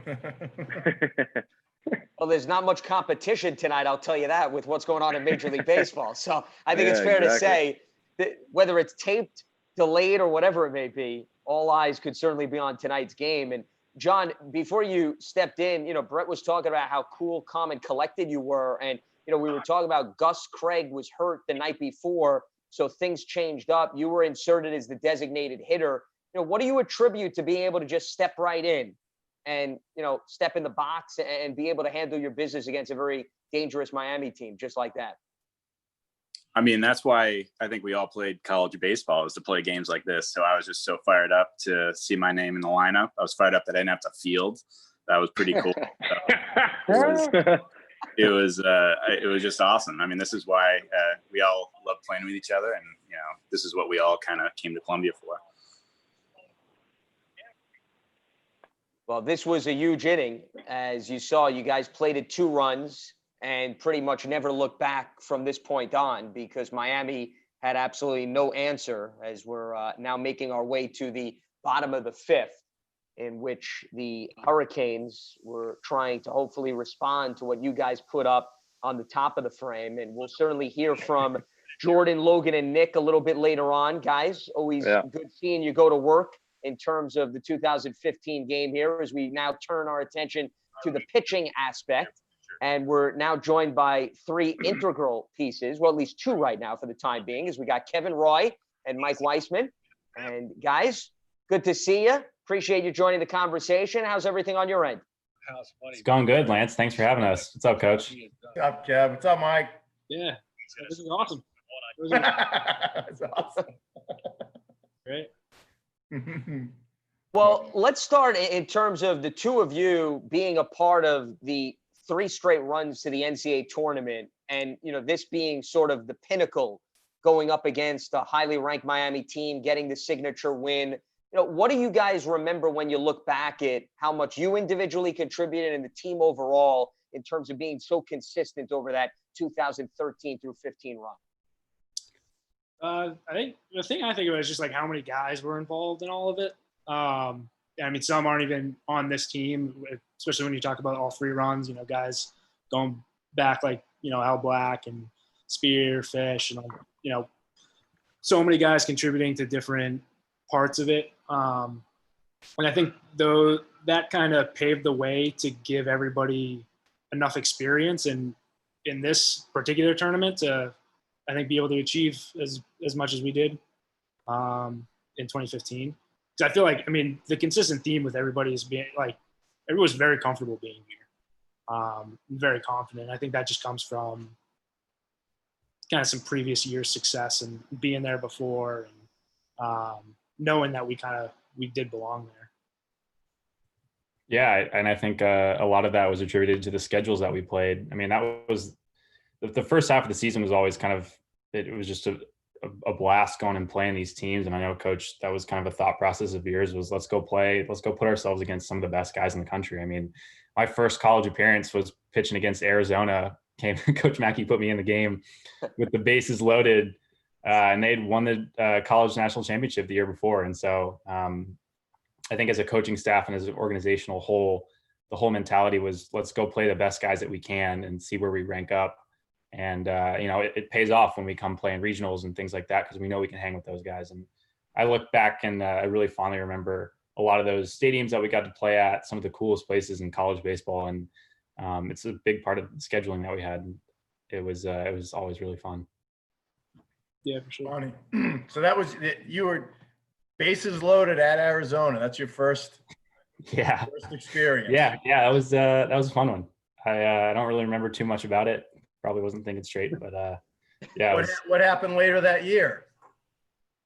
I came in against Dartmouth and loaded the bases myself this time. I didn't have to come in. I did it myself. But that was I probably can attribute that to some of the experience I had against Arizona. But the one thing I remember from that whole outing was after I think I struck out whoever that big lefty was. No, I hit him with an 0-2 fastball. I hit was it who's that big lefty they had? He was also from Houston. I can't remember his name, but I put him on base, but ended up getting a ground ball up the middle and striking a couple guys out, and running back into the dugout. I was all fired up, and Al Black hit me in the chest so hard that he almost put a hole through my chest. But it was, that was definitely one of the better memories I have. That's a riot, man. That's awesome. Now, Kevin, you and Mike both pitched against Miami the previous night. What at all did you tell Bryce to help him and get him prepared for the lineup that you had pretty much gone against the previous night, if you recall any of those conversations? I think part of it, I don't think I pitched too well. I was probably a little bit wild against that game. Those guys, it just makes what Bryce did in this specific game that much better. Those guys were swinging. They, coming up against a team like Columbia, those guys they had that air about them that they just wanted to beat the crap out of us. And you can use that to your advantage. And Bryce did such a phenomenal job of keeping guys off speed. And Coach Brady mentioned it. He didn't throw a ball above the waist most of the night. And so I think that's part of what it was keep them off balance and, just go pitch your heart out. Like, what better place to do it? I don't think I said anything. And if I did, it was definitely listen to whatever Coach Mack is telling me on how to. He was the puppet master out there telling us what to throw, when to throw it.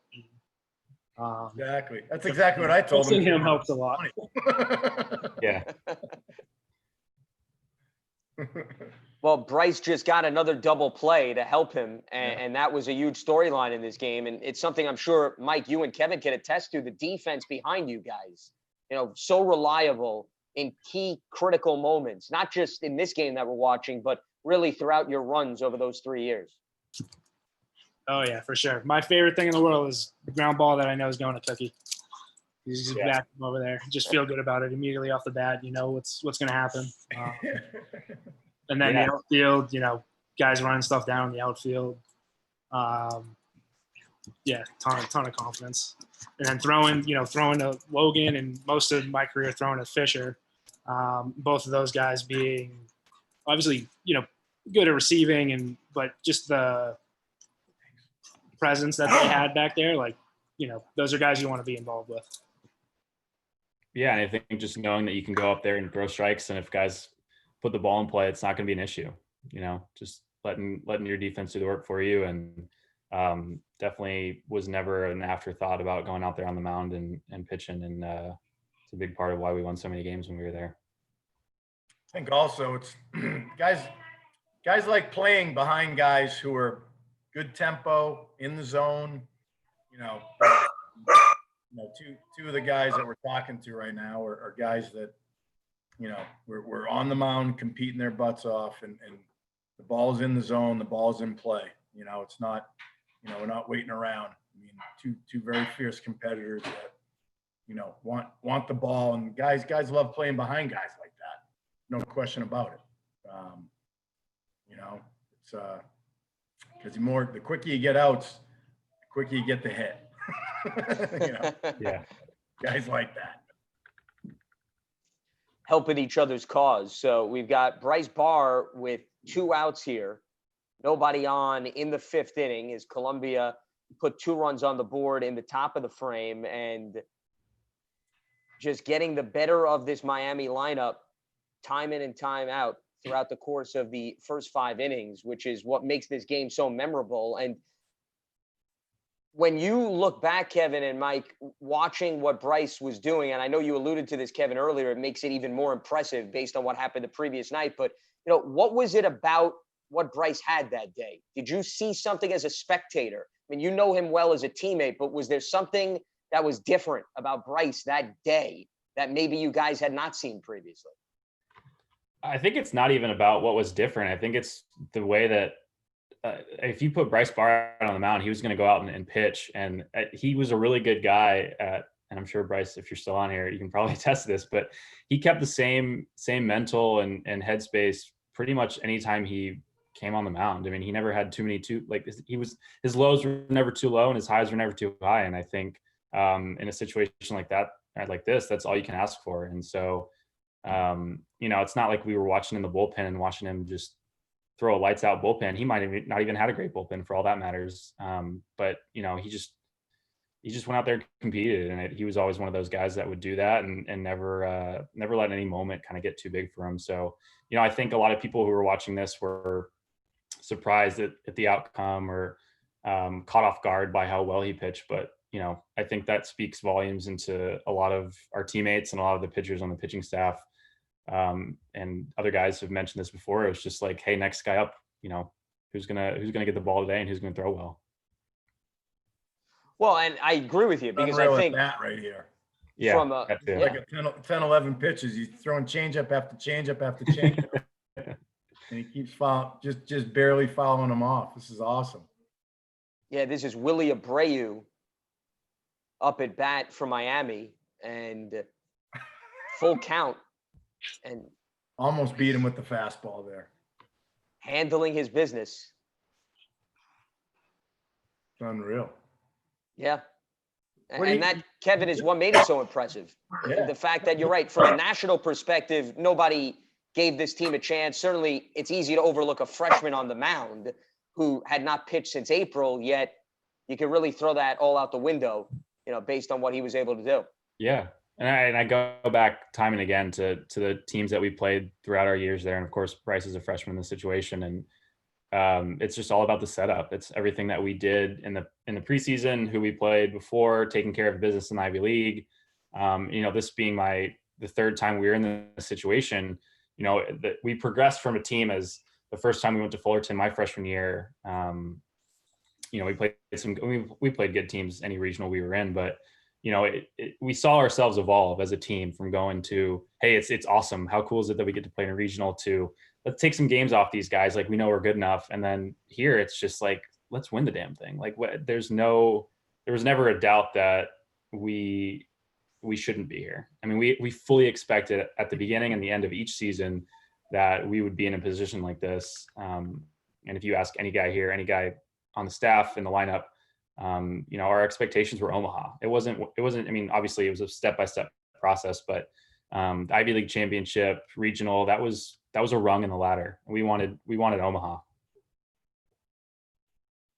Well, it's funny you mentioned that, Kevin, because one of the things we have yet to bring up thus far tonight is, and I think many may forget, you were a number 3 seed in this year's regional. You were not a 4 seed. And what was interesting was, and we could sit here and play the coulda, woulda, shoulda game all we want, but VCU actually upset the other regional. Right. So if you would have knocked We were off hosting, Miami, right? We were you would trying have to figure out where we hosted. would Yeah. host. So, it's amazing. Yeah. Yeah. And, we watched a lot of those. The selection shows were awesome. And, that year specifically, I remember, because of the teams that we played, and we went down to Houston and beat them, took a couple games from them. And, all of the metrics that go into, I can't remember whatever that stat is, but I think it's RPI. I mean, we had some love for top 25 votes at one point. It was maybe 1 or 2, but people understood that, the Columbia Lions baseball program at this point in time was good. We were good. We were repetitively good for the last 3 years and for the future too. And so, same thing again, is like, we saw ourselves pop up as a 3 seed, and it was like, not, oh my God, we're a 3 seed. It was like, yeah, we're a 3 seed. Let's go. Yeah, I remember one of the main driving forces for us to when the Ivy League keep playing, it was literally to keep playing baseball. Especially me as a senior, it was like, I don't want to stop doing this. Especially the way the schedule is set up, that's the best month of the year is when you win the Ivy League, and then you are hanging out, just playing baseball, waiting for everybody else to figure out where you're going and everything. And then disappointing to end it here, but it wasn't really. It was definitely in our mind, let's keep going, let's not end this thing. It was not a happy to be there mindset. Yeah. Right. No, that's awesome. That's awesome, guys. The things that you're saying. Now, I think that your freshman year, Kev, when we won some games at Arizona, or we won a game at Arizona, I believe, 3-game series. That was a huge turning point for the program overall. Yeah. Defending national champion, Yeah, I definitely agree. I think I remember one of the dads in the stands, it might have been my dad, I'm not sure, but a couple of the Arizona fans basically were like, who are you guys? Like, what business do you guys have coming down here and taking a game off us? So, right. I mean, we were competitive any game, especially in the next Miami game. We definitely got our behinds handed to us, but it was just kind of always like, we're going to play our hearts out, and big ethos of the whole Columbia baseball program for sure. Yep. Absolutely. Well, Kevin, Mike, it was great catching up with you. We'll hear from the two of you a little bit later on. Thanks so much for joining us as we now welcome in 2 new faces. So we got Ryan Young, who was there calling the game for the Columbia Student Radio. And I believe somewhere hidden there is Danny Flores. Wow, look at this. What a treat. Danny, how we doing? Doing well, guys. How are you? What's up, Dan? How are you, man? Hey, Coach. How are you? I'm doing great. How are you? Good. I'm actually watching the Met game right now. Yeah. Well, Hey, Ryan, how you doing? You're on mute. Ryan, I think you're on mute there. There we go. Now we go. There Hey, we go. this silver lining to 2020. This is the only time all year you guys have to put up with me. We're looking for one. You said it, we didn't, just for the record to say that. Look at you, by the way, dolling up the background of all people. You know, the rest of us were in our normal places. You've got to put together an entire graphical, a whole setup behind you. Well, I didn't create the graphic, but I mean, there's only one guy here who's won, 5 championships in a Columbia uniform. Oh. Excusez-moi. Excuse me. Wow. Oh. We just missed Joey Falcone hitting the ball out to dead center on a shot to lead off, and Bryce struck out the guy to end last inning. So momentum still going here, 2-0. Absolutely, as that was going to be it for Bryce. So when we see in the bottom of the 6th, we'll see Zach Boehm come on the hill. David Vandercook is up. Ryan, let's start with you. You know, as somebody who broadcasted games, have covered this team for many, many years, what do you remember about this run? Also, as somebody who attended Columbia and how meaningful it was.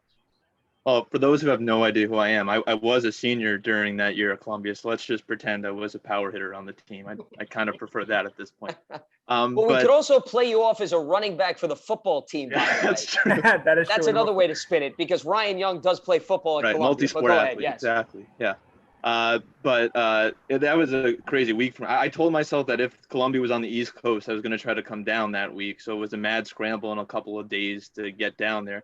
I'm still thankful to Columbia Athletics and Peter Pilling, who was, the new AD at that point, who helped me get down there. And then, yeah, I mean, I was listening back to some of my calls there, and I was doing a lot of yelling. It was unexpected. In fact, I looked up an email that I sent to the radio station detailing what the programming was going to be like, and I said there's a 50% chance we'll play 3 games, a 40% chance we'll play 2 games, an 8% chance we'll play 4 games, and a 2% chance we'll play 5 games. So just keep that in mind. And I was working for the Mets at the time, and they got me VIP tickets to the Marlins Cubs game that Monday night, which I was planning on going to. And obviously there was a game 7 that night. I remember the first thing Coach Peretti said to me after that was I should have gone to the Cubs game. But it was a crazy experience. I also, by the way, I didn't pack enough polo shirts, so I had to buy this there because I wasn't expecting to do that for 4 days. But what I remember right about this point in the game how quiet it was, and how unfortunately I could hear your broadcast, taking over my broadcast. I'm sure I was a bigger problem for you since I was screaming much of the time. But yeah, I mean, the atmosphere was crazy. I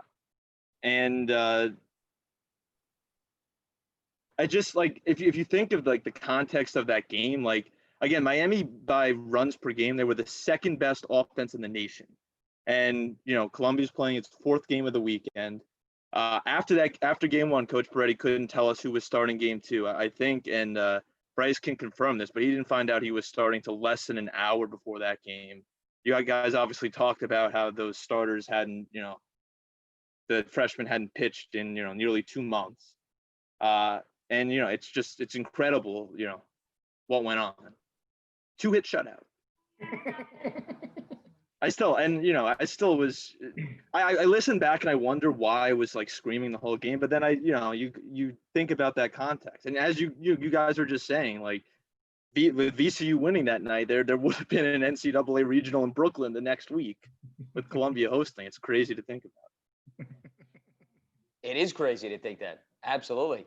And Danny, somebody who, in my opinion, doesn't get enough credit, all the heavy lifting that you do for the Columbia athletic program, specifically the baseball team, the football team. We can have an entire chat group dedicated to you. But, what do you remember, Danny? Because, as somebody that went on the road with this team and traveled and so forth, how exciting this run was from your perspective, from your lens. It was special. I just remember because every year that the team won the Ivy League championship, I was never on the field. I just had a superstition that I was bad luck and I just couldn't watch the game. So, people always tell me, hey, we won. So then in my head, I'm like, all right, so now I have to order stuff for the team, and then I have to get ready for the regional. So in 2015, when I found out that we were going back to Miami, I was like, all right, this is cool. We were just here the year before, and our team was just special. I mean, the lineup was probably, I honestly believe that was the best team we ever had. So in my head, I was like, let's just go get it. So then the night of the shutout, I'm watching the game from like the dugout with the guys, and the stadium was just completely silent. People were like, who is this team? Like, is this really happening? And then again, like we played in the afternoon. So we had a game at like 12, and then we had to play again that night. So in my head, I was like, all right, so we might be done today. We might be playing tomorrow night. What's going on here? So, I mean, for me, this was just, a special group of guys that I miss every day. We miss you too, big guy. We miss you too. So, just, the lineup was stacked. We had the pitching. We could play with anybody, I thought. And in my head, I was thinking about, what if we do host Super Regional? What's going to happen? So the kid's going to stay like an extra week. How are we going to get back? Just trying to think of like 18 different things, in terms of coordinating, watching the uniforms, getting the stuff ready for the guys. If I have to order extra stuff for the team, So at this point, my mind was like spinning. I was like, is this really gonna happen? And again, I was like, why not? Why not us? Similar to like the 04 Red Sox. Why not us? So right. Yeah. Absolutely. Well, Ryan, Danny, great seeing the both of you. Great hearing you. Thanks so much for weighing in, and we'll certainly hear from you both a little bit later on as we move forward. But now we're going to turn our attention to the guy who's taking over on the mound as we see this game, and that is Zach Bain. So part one of the story of this contest is freshman Bryce Barr. Part two is another young arm by the name of Zach Bain. Zach, thanks so much for joining us. How's everything on your end? Things are going well. How about you? We're doing very well. And we're that much more intrigued to hear from you because we were talking to Bryce. He had not made an appearance since April, and you were pretty much in the same boat where, this was your first appearance since April. So what was your mindset once you went out there knowing that Bryce took care of business? Hey, as long as they need me, I need to match what Bryce has put out there so far. Yeah, definitely. I think it was pretty inspiring to see Bryce do what he had done for the first 5 innings or so, just because, if you haven't pitched in a live game in 2 months or whatever it was, it can be a bit intimidating, but it almost was to the point where it was such an unreal moment and such a unlikely moment that you can't really be worrying about the fact that you haven't pitched in 2 months. But yeah, I think just following in Bryce's footsteps and seeing what he had done. And I think it also helped that at that point, Bryce and I were super similar pitchers in terms of, not exactly, blowing up hitters with 95-mile-an-hour fastballs. I think that inspired confidence in terms of our style of pitching was going to be effective. No, it's Zach. It's great to see you, man. Great to see you and half of your son's face in the background. watching the game. I'm laughing because it's almost comical that in our league we finish early and we're waiting around that you haven't pitched in 2 months. It's unbelievable. I know it's hard, and I think that at any stage in life, it's kind of hard to see how down moments can end up being positive. But I remember a lot of times freshman year, you and Coach Mackey would kind of reiterate, especially the freshman pitchers, how it isn't all going to be the best moments. And I remember throughout the year, a couple of the midweeks where I may have struggled, or a couple of the inter-squad games I may have struggled. It was hard to see at the time, but I think it definitely paid off in terms of learning from mistakes, and obviously ended up being positive in this situation. So it certainly is unlikely, though. It's awesome. It's awesome. But what's going through your mind, as you're warming up in the bullpen and we got a 2-0 lead. I mean, what are some of the things that you're thinking about? Well, I remember when I was warming up in the bullpen. I honestly don't remember like too much in terms of specific details, but I do remember in the bullpen there were a couple of rowdy Miami fans who had looked up my either my Facebook account or my bio because they were making fun of me for being I forget what it was. There's something with like being from Pittsburgh, or it was some like little detail that I definitely shouldn't have been privy to right before going into a game. But that's actually what I remember the most, and just like kind of the shock of, again, going into going into a live game for the first time in 6 weeks or 8 weeks was definitely a bit shocking. But yeah, I remember those rowdy Miami fans, and I think even going out to the mound for the first inning when I was in was definitely shocking, because the stadium is that pretty intimidating back stands behind home plate, Right. where it goes up pretty steep, and it almost looks like a big wall of Miami Right. fans, and they were getting antsy, and it was a long day at the field, a long hot day in the field, and I don't know, I think in some sense it was a little motivating just to shut them down and shut them up. But Did you and Bryce have words at all before you went out? what was that? Do you remember any words from Bryce before you went out? I don't think we ever would have like crossed Okay. paths. I think You came from down the bullpen. Yeah, I don't know what he would have said to me that would have been would have helped or hurt the situation. I feel like it was all fairly unspoken. He had just shut them down for 5 innings, and yeah, I think it was pretty obvious what I was supposed to do when I was out there. Throw strikes, throw changeups, keep them off balance, don't throw balls down the middle. It's all the things that you preach throughout the year. I'm not sure what he would have he would have said to me, or would have been PG rated for this call. I swear. I mean, everybody that's in this game, particularly you and Bryce, you guys look like you're very comfortable and have been in these situations before. And yeah, it is interesting. What was the coach's sentiment at this point? Like, what was the discussion going on in terms of, like, they're 2 freshmen now throwing 8 innings or whatever it was at this point? I don't really think we thought about, hey, we got 2 freshmen, throwing until after the fact, when, it was like, oh, we just had two guys throw that just shut up Miami. Yeah. I mean, it's one of those things that I don't think we weren't really looking at you guys as, 2 freshmen. It was, yeah, you guys are, hey, you're the next guys up, the next 2 guys up, and let's see what we got. Yeah, definitely.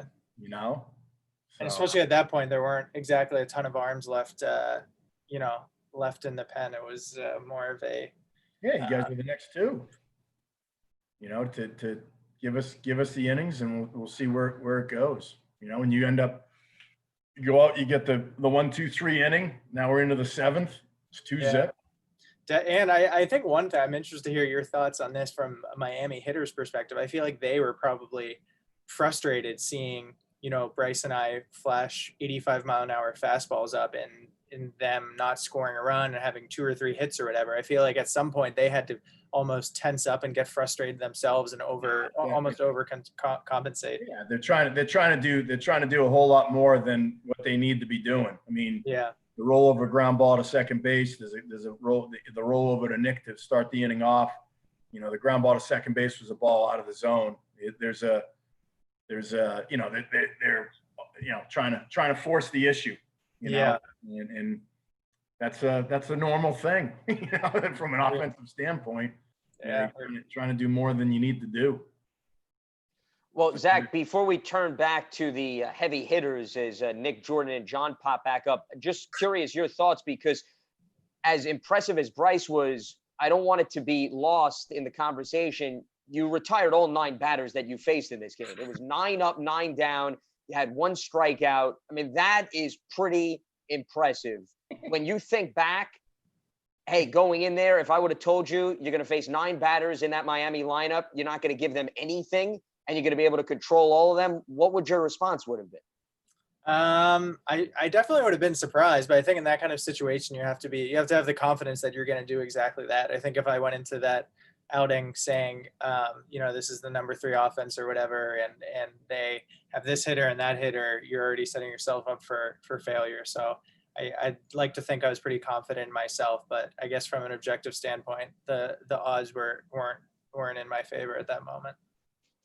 Well, Zach, hell of a performance by you and Bryce. Fun to look back on it. Thanks so much for joining us, and we'll certainly hear from you later on as we move forward here on our watch party, Columbia and Miami. You got it. As we now bring in Jordan, John, and Nick again. So last time we spoke, you guys did the heavy lifting in terms of helping plate the 2 runs. Now we're in the 7th, and you guys pretty much picked up where you left off. Is Nick is now up at bat.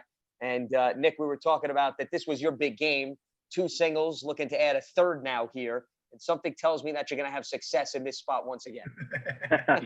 Yeah, I was feeling confident coming into this at bat, partly because I had a lot of luck going my way there with the first one, the infield single, and then Jacob Hayward just losing one in the lights up there. But I also remember, I don't know if Coach Walsh is on here, but somehow, I don't know if they were doing like touch signs, but he knew what they were throwing. And I knew they were just feeding me fastballs. So I think this goes to a 3-2 count. And I didn't see anything but fastballs here. So I was just hacking away, as you could see there from the last 2 swings that I just took. Oh, man. See, I think it goes to 3-2. Oh, no, it was a 2-2 count. There it is. Maybe if it was Jordo there, I'd be on second, but I'm going to go back to first. As you guys are watching this game, how much is coming back? How much are you recalling, what that 2015 experience was all like? Or are you picking up on things that maybe you would have forgotten over these years? You guys are zoned in on the game. I don't want to interrupt the flow. No, I don't know. I remember that at bat.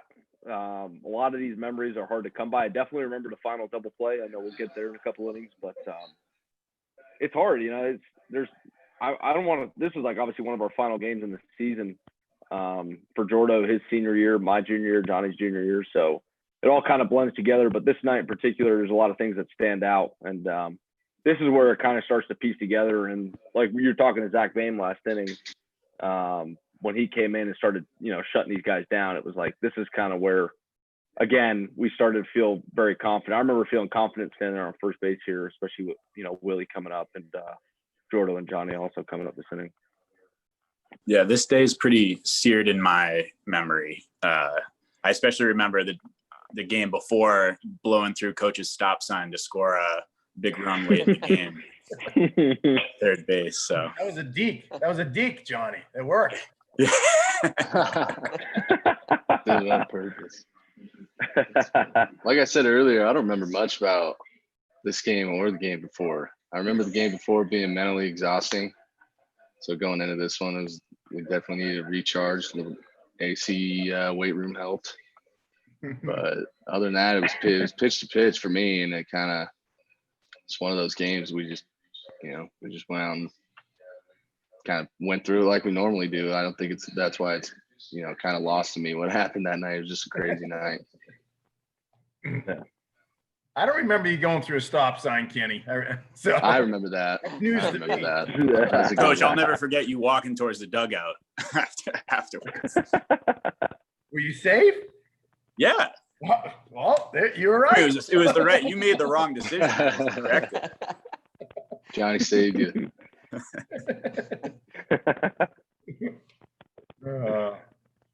Nick, you were hard on your average earlier in the broadcast. You'll be happy to know you went from 231 to 244, according to the last graphic. So it's increasing as this game is progressing.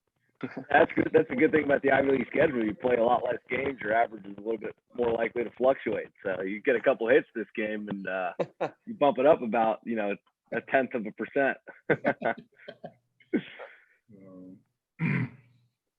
So Will tried to sacrifice there and was thrown out at first as we move along here. Do you remember what you do here? No. Don't remember this one either. I don't either, Jordo. I'm with you. I have no idea what happens here. So I'm just like, Yeah, this for the first I was time. so excited to come watch. I'm like, this game. I know. It's a good game. I don't remember what happened. It's like brand new for me. It's like it's live. Yeah. Lance, are they going to keep this game somewhere online where you can access it at any time, like the full length of the game, or is this something the NCAA's got kind of close to the chest? Well, I believe we're going to put together a post-production where we'll insert the game within our chat. So Okay. that should provide archival footage for you guys to look back with respect to this broadcast. Hopefully Nick that needs to answers. post some instas. Yeah. No, I'm off Instagram. I'm off. Off No social media. chance. It's over. Super Hammond. So I had to we're go seeing back through and look at all the box scores of this whole weekend. Yeah, right. Try to fire up a little bit of memory wise. Yeah. So I here's a sort of pitching remember him- change for Miami. Yeah, I sort of remember this guy coming in, side armor. I think he was throwing like 80 something. Jordo, I feel like you got a hit here. Someone gets a big hit Yeah, off this guy. I think I do get a hit because I remember seeing sub guys pretty well. And the next night I'm pretty sure they threw this guy again, and I got like 2 or 3 hits off of them again. So This guy was Willis catch a Light. barrel here. Is that Eric Williams in the background right there? I think it might have been. No, that's Brett Ganaway and Matt the Bat Ratner. behind. Up top. Yeah, I think it might have been. I missed Oh, it. okay. Oh yeah, right there in the shirt. Yeah. Yeah, I think it is him. Yeah, I I'm think ahead of you guys a little bit. slightly.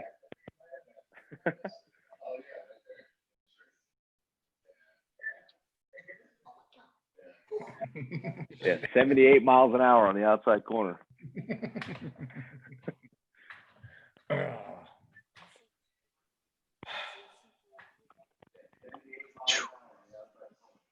That thing moves weird, man. Yeah. Frisbee. There it is. Here comes the Frisbee, Jordan. Watch this.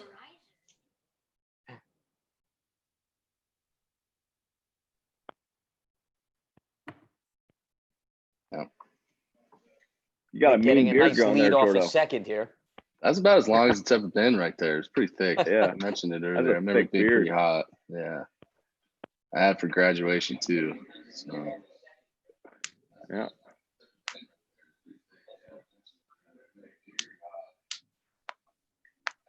But we've seen a lot of meetings on the Hill throughout the course of this game from Miami, in addition to pitching changes. So, I mean, that just goes to show what you guys were talking about earlier in terms of really putting them in a precarious spot throughout this game and making them think probably more than they've thought in previous games in this tournament. Yeah, there it is, Jordan. Yep. I knew it. I'm not there Oh, send me. Oh, that would have been out. Kenny, you see yet. that? Oh, he should have caught that. I knew right away. Nobody's catching you got that. a good jump. Taking too, off. then. Yeah, I knew it. I know. I wasn't blessed with too much speed there. Too much quickness. He's got a lot of confidence in John Kinney coming up here and doing the job. Oh yeah. He had an RBI earlier in the game. I knew he was going to bat me in here. Oh, yeah, and then Rob on deck. Oh yeah. Stop sign makes sense. Are we stealing, Jordan? I feel like maybe. Usually trying to, yeah. With the sub guy, we usually get a pretty good jump off of that guy. Yeah. That was the Frisbee right there. That thing coming in 65 miles an hour. Ugh. They're playing wiffle ball out back. Yeah, right.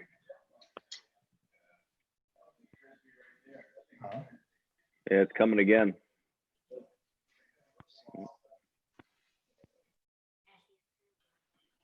I'll tell you what, I'll tune into another Zoom call next Tuesday to watch Jordo tag up from second against Dartmouth. The anus in left field, whatever his name was. That was a heck of a Enos play. Gobble. Enos Gobble. Oh, that's a great highlight to watch. Yeah. Yeah, that was a good one. I just remember Johnny, jogging into third when that was going on, and looking up, and Bebo's willing some energy into my run. I'm like, oh crap, gotta go. He's waving me. Can't believe it. You look behind you too at one point. Yeah, I did look back. Running Yeah. home. Terrible. Like, what the hell is going on?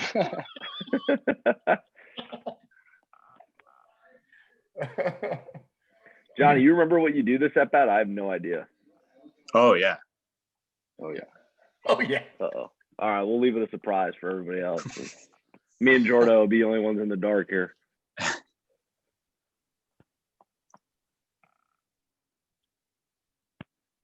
Breaking ball, seeing the fastball. Yeah, good one. Little 2-strike action right there, Johnny.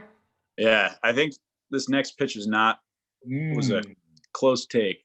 Yep. And a baby.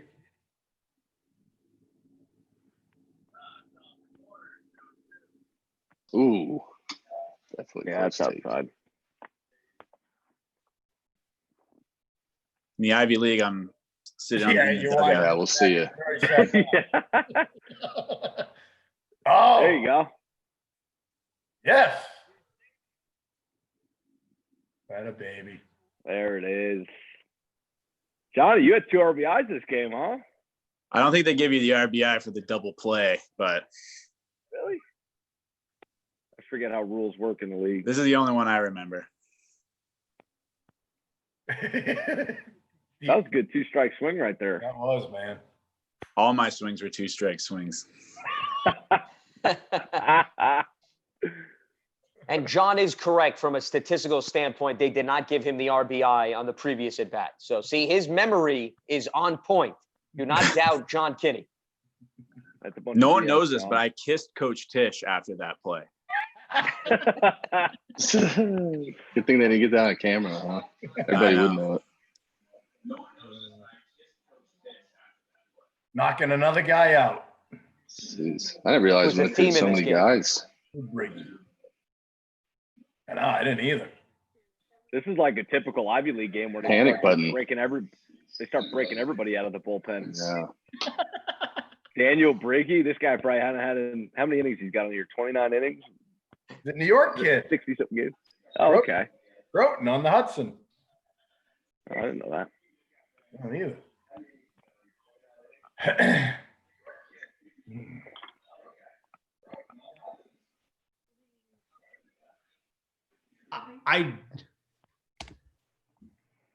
Hi, John. Wait, so we need to hear your perspective of the kiss at first base, Dan. Because John said he tried to kiss you after he got the base hit. Lance, this is genuinely news to me. Hey, provide some context because my wife is sitting on the couch and now she has questions. A lot of moving parts here, man. It was a full 3 seconds long, Coach. I don't know how you forgot.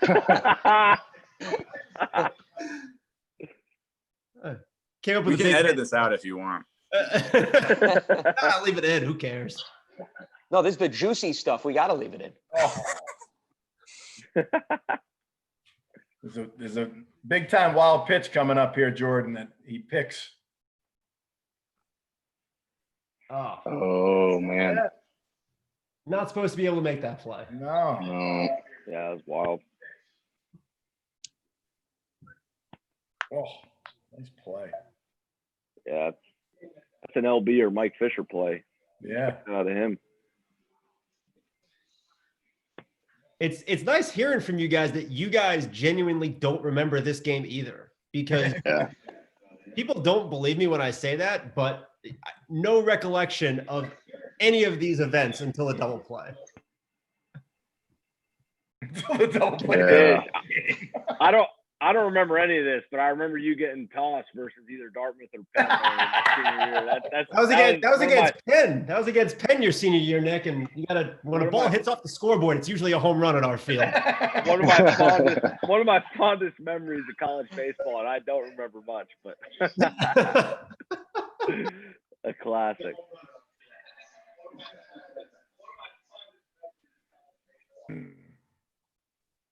Oh man. I think we still got did what Zach Boehm go 2 more innings? I think Klein only pitched the 9th, right? Yep. Yeah. 9 up, 9 down for the Bamer. That's crazy. Thanks for coming.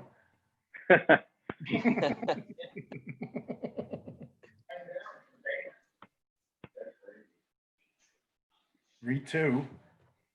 1 out. Bobby Barrels. Locked in.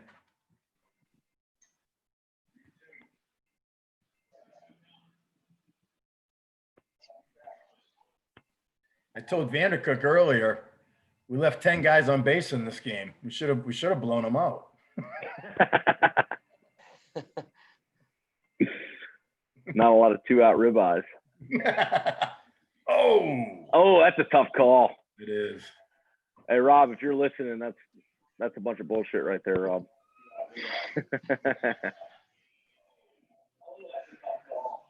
I think that's inside. Ooh. Yeah. Tough call. 2 down.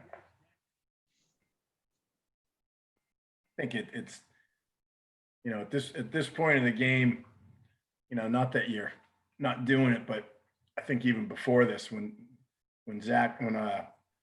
Bryce gets out of that inning, first and second, 1 out or whatnot, and we get out, I think everybody's on every pitch from thereafter. It's a nothing game, just every pitch locked in. Guys, and when you guys are in the field on defense, all the pitchers, just every pitch, everybody in the dugout.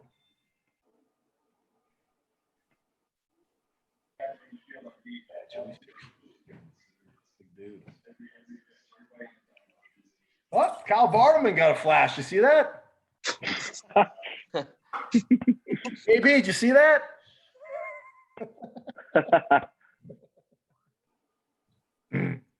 KB in here? We gotta look up. Hold on.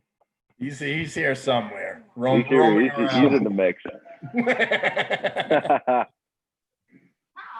Well, Rob actually just popped back up, and Rob, they were reacting to your at bat. Did you have any reaction watching back the strikeout looking? Yeah, I should have hit a double.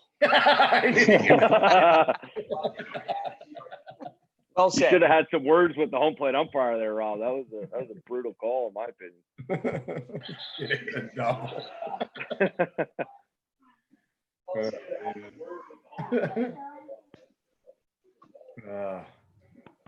I don't think Coach Walsh has left his perch on the dugout there. In the corner of the dugout screaming. Coach Walsh knew what pitches were coming before they were coming this inning. I wonder how. I wish he had his son had a game tonight. I wonder because he would remember definitely. Yeah.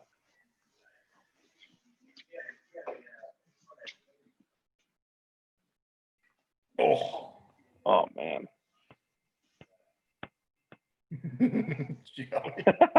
Look at foul code.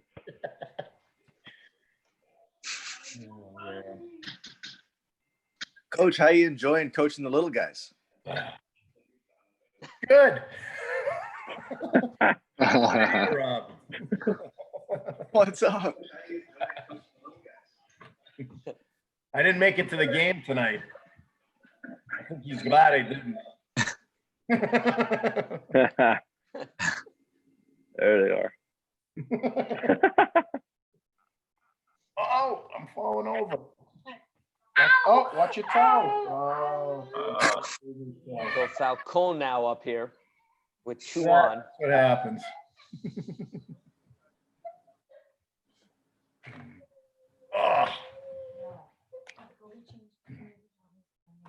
Working the way through the ball. We go. Oh. It's like 3 good hacks from Joey there. Yeah. That bat looks like a toothpick in his hands. Yeah. I think that Easton Stealth was like a 32-29. I'm pretty sure he like found that. Hey, Joe, what are you doing swinging this bat? This is where Joe Falcone made his debut, sophomore year. Spring trip. Really? Miami midweek. Yeah. Oh, man. I remember what I did this at bat. There he is. Oh, Fred. Fred. Any one of those. What's up, Joe? Yo, what's going on, guys? Joe.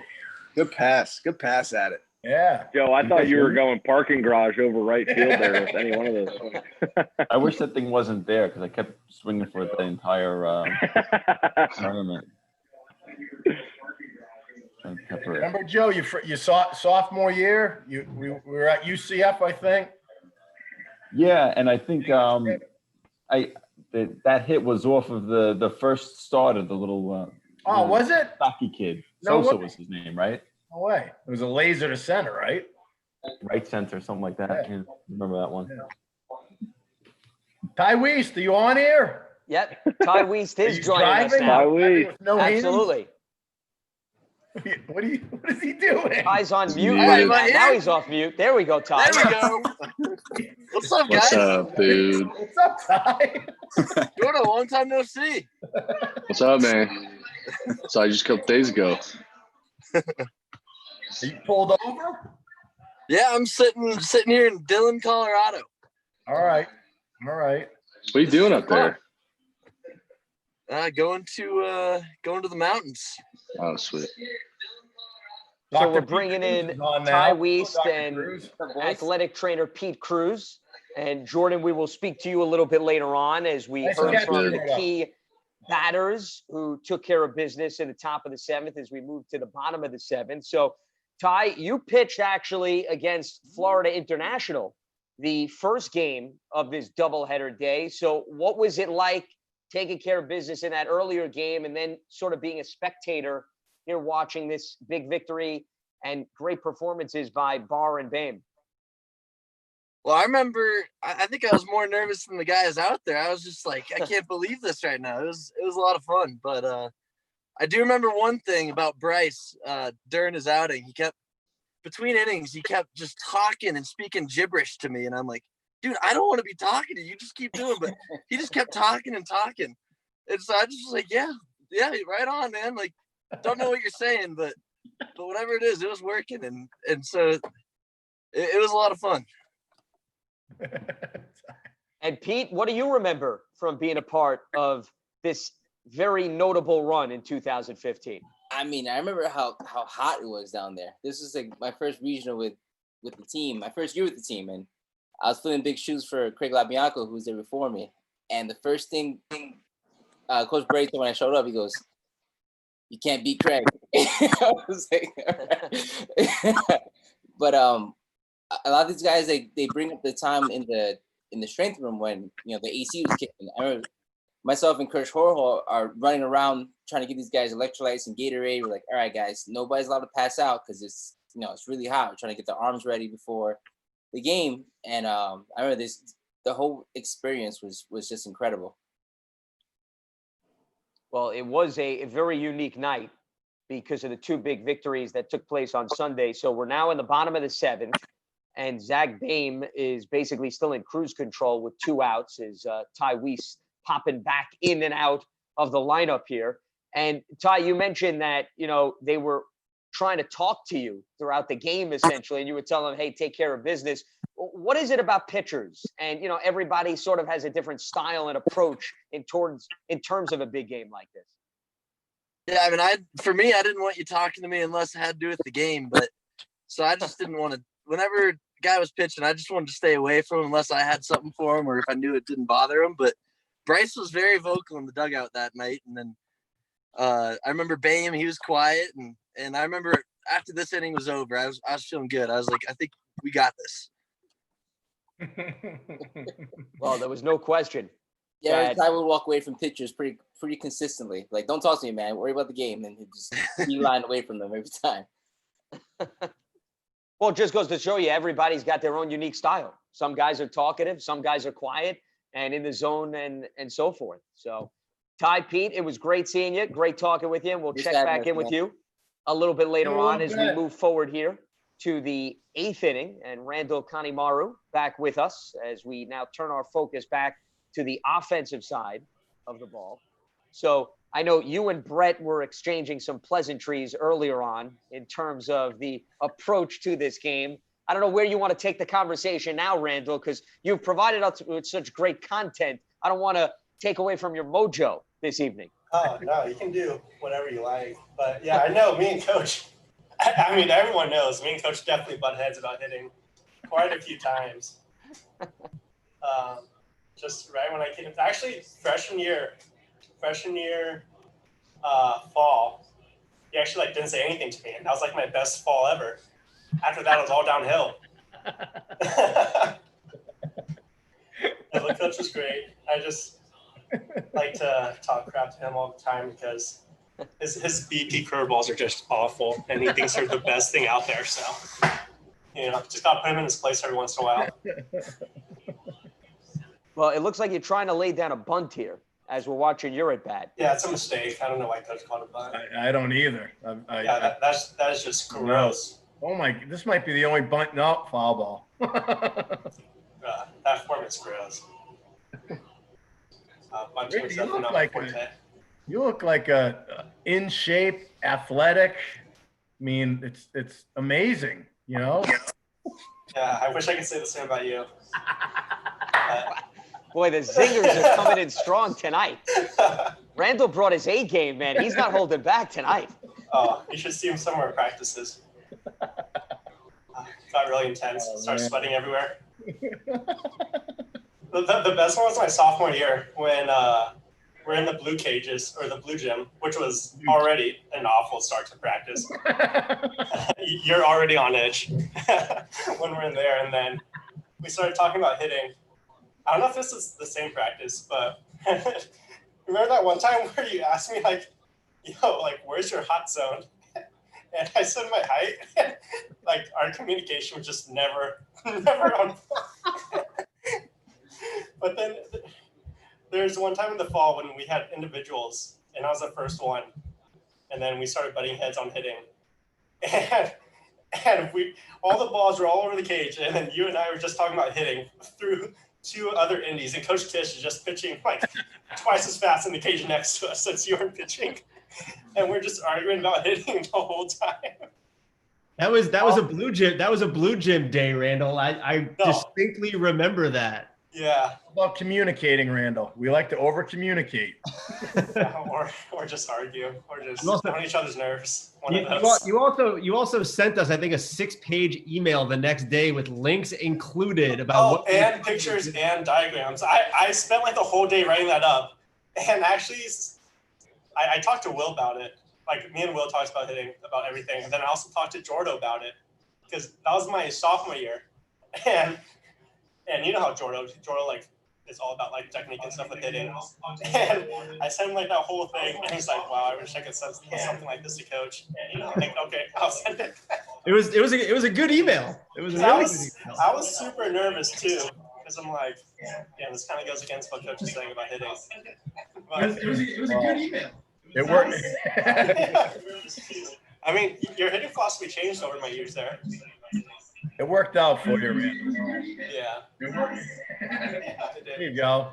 I mean, your hitting philosophy changed. Oh, I got to hit this game. Damn job. I only remember the strikeouts. Oh. First and second, no outs. Up 3. Nice. It's good 2-strike hitting, Randall.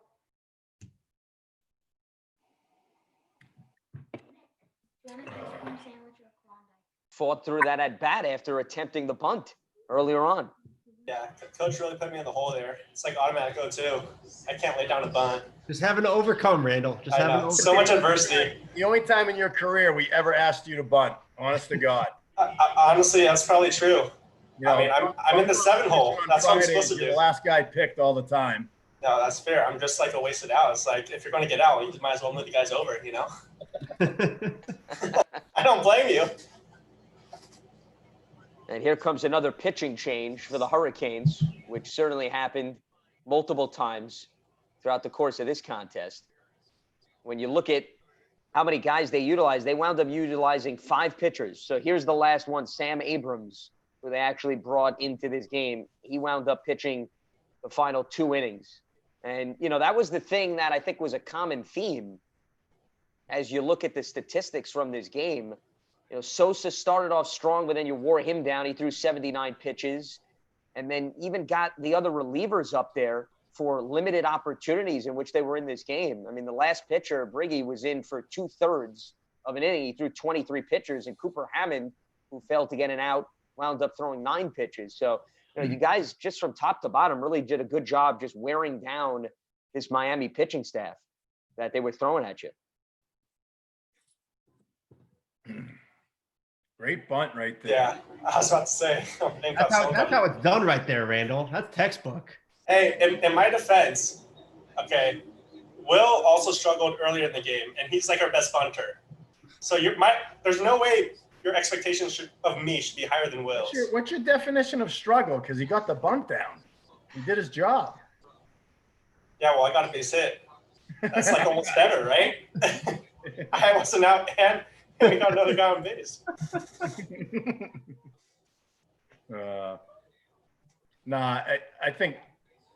I think that getting back to your point, Lance, is I think these guys were so locked in pitch to pitch. You know, there was nothing.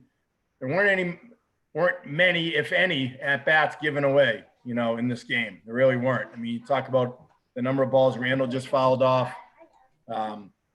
You talk about the 2-strike approaches that the guys are having, putting the ball in play. You know, I don't remember too many strikeouts. You know, and I'm being honest. I know Randall struck out twice earlier, but I don't remember too many strikeouts. You know, during this game. You know, as far as guys, you know, having 3 or 4 pitch at bats and making it an easy out. Yeah. But it is important that we highlighted Randall's 2 strikeouts, regardless of how many pitches it took him. Actually, I guess maybe I did. I don't know. Sitting right here. But you're just jealous. He never got to do that to me. That's so many attempts. We're gonna have to. We need a watch party of Brett throwing batting practice to Randall. That's the next watch party. Okay, we'll have to dig up that archival footage. I don't think we can do that to Coach. That just might be too embarrassing. No, another Frisbee guy. Will Savage, bases loaded, 1 out. Will, what happens here? Give us good news, Will. Well, didn't the game end 3-0? So I don't know how much good could come out of this at bat. I don't remember, but there's not many options. Oh, it's actually a nice piece. Yeah. Oh, that was Cook's fault. Oh, I don't remember that. I don't remember that. Will. That was like Ivy League championship all over again. Will, you had to have remembered that Dave Vandercook just stole an RBI from you. We should have won 4-0. Yeah. Oh, what a baby, Will. Stayed on that slider. I don't think you go there. He's playing left field for a reason. What's he gonna do? Throw you out? Oh, Cook. Dave. Oh. Wait, I'm a little behind here. Oh no. I'm a little behind here, but I do remember that. I definitely remember that. Dave, what happened? A little slip. Lost his footing there. Oh, there he is. What do you have to say for yourself? You know, somebody brought it up. I had tape on my cleats because the Velcro was bad. I think it got stuck in my cleat. They watered the field. I don't know. I have no excuse. I should have scored. I don't know what I'm thinking. That would have been a close play. Cook runs like a 6'7", 60. Easy.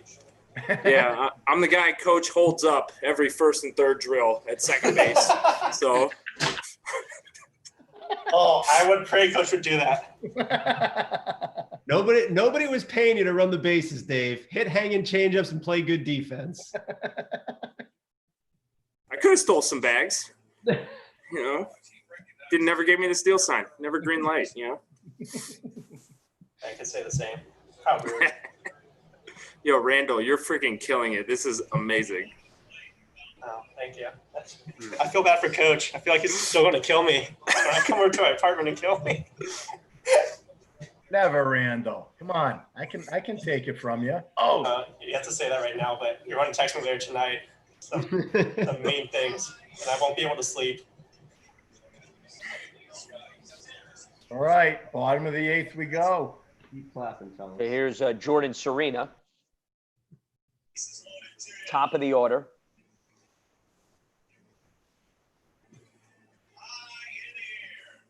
My bad, guys. Shit. You're fine. Man. It all worked itself out. So somewhere in another reality, it's 4-0 Columbia. In David Vandercook's world, unfortunately, it's 3-0. As we appreciate Dave for chiming in, as well as Randall.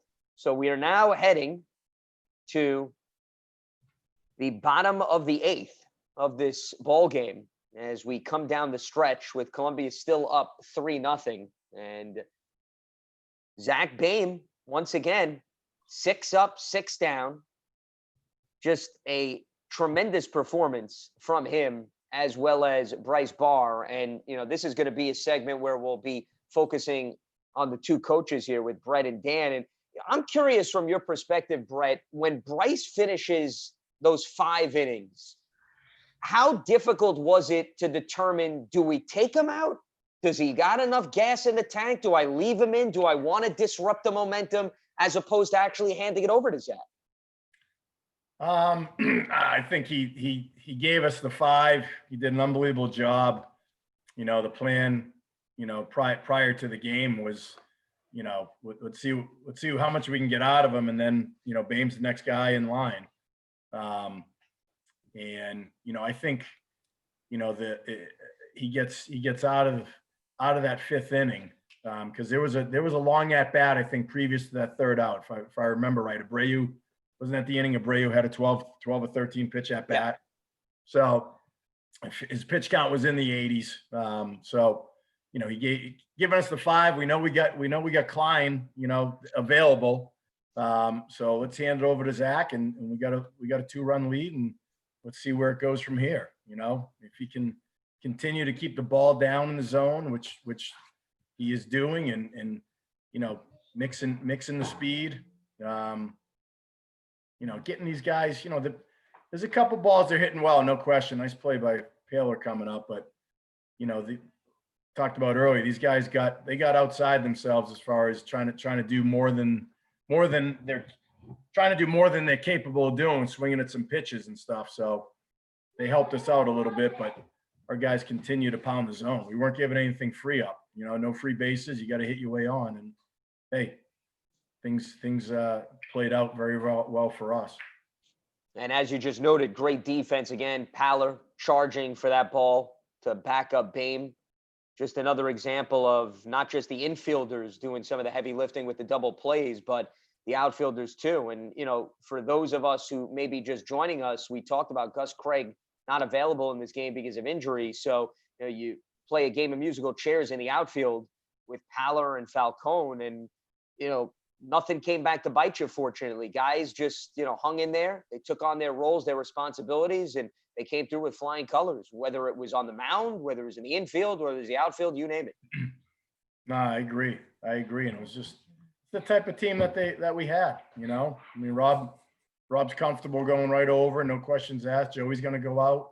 You know, like we talked earlier, as far as the preparation side of it for Joe, you know, I think Joe, I'm sure, was looking forward to that opportunity to go out and play in the field, you know, and not just being the dugout DH and on the day,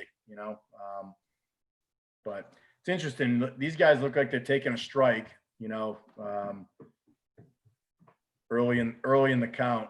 And I don't know if they're trying to sit soft because they're seem to be getting beat by some fastballs. And I don't know how much Zach, I think Bryce had his changeup going a little bit better than Zach as far as location wise. I think Zach is relying more on his fastball location than anything else, which is that was a really good pitch right here that doesn't get called. That's a really good pitch.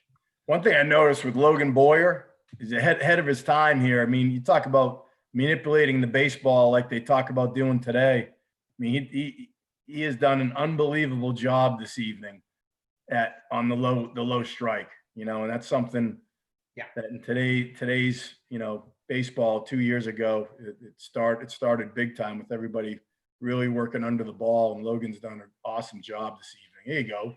Backdoor little cutter, slider coming up. Dump that right in there. And a baby.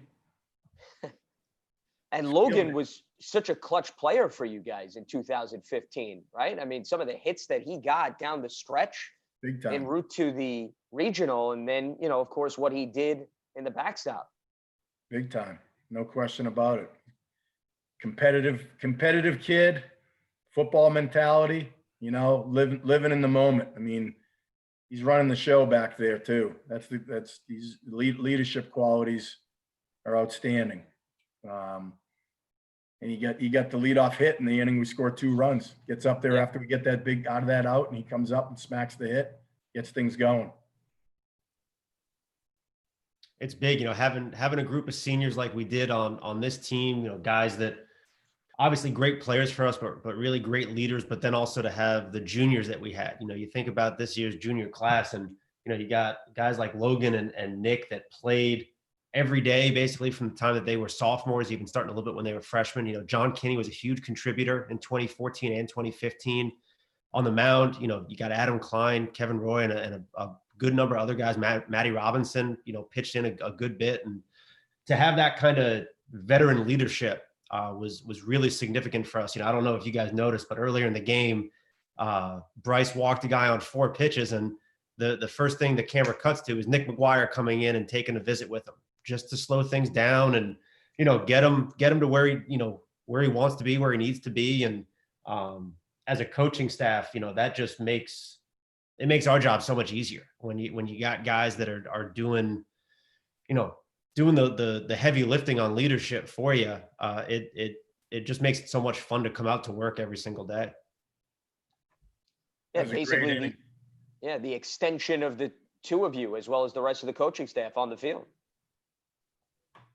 And also the experience factor, Dan, in terms of the leadership too, but the experience, to your point, having been in regionals previously, understanding what it's like to perform on the big stage. I mean, that's invaluable when it's all said and done.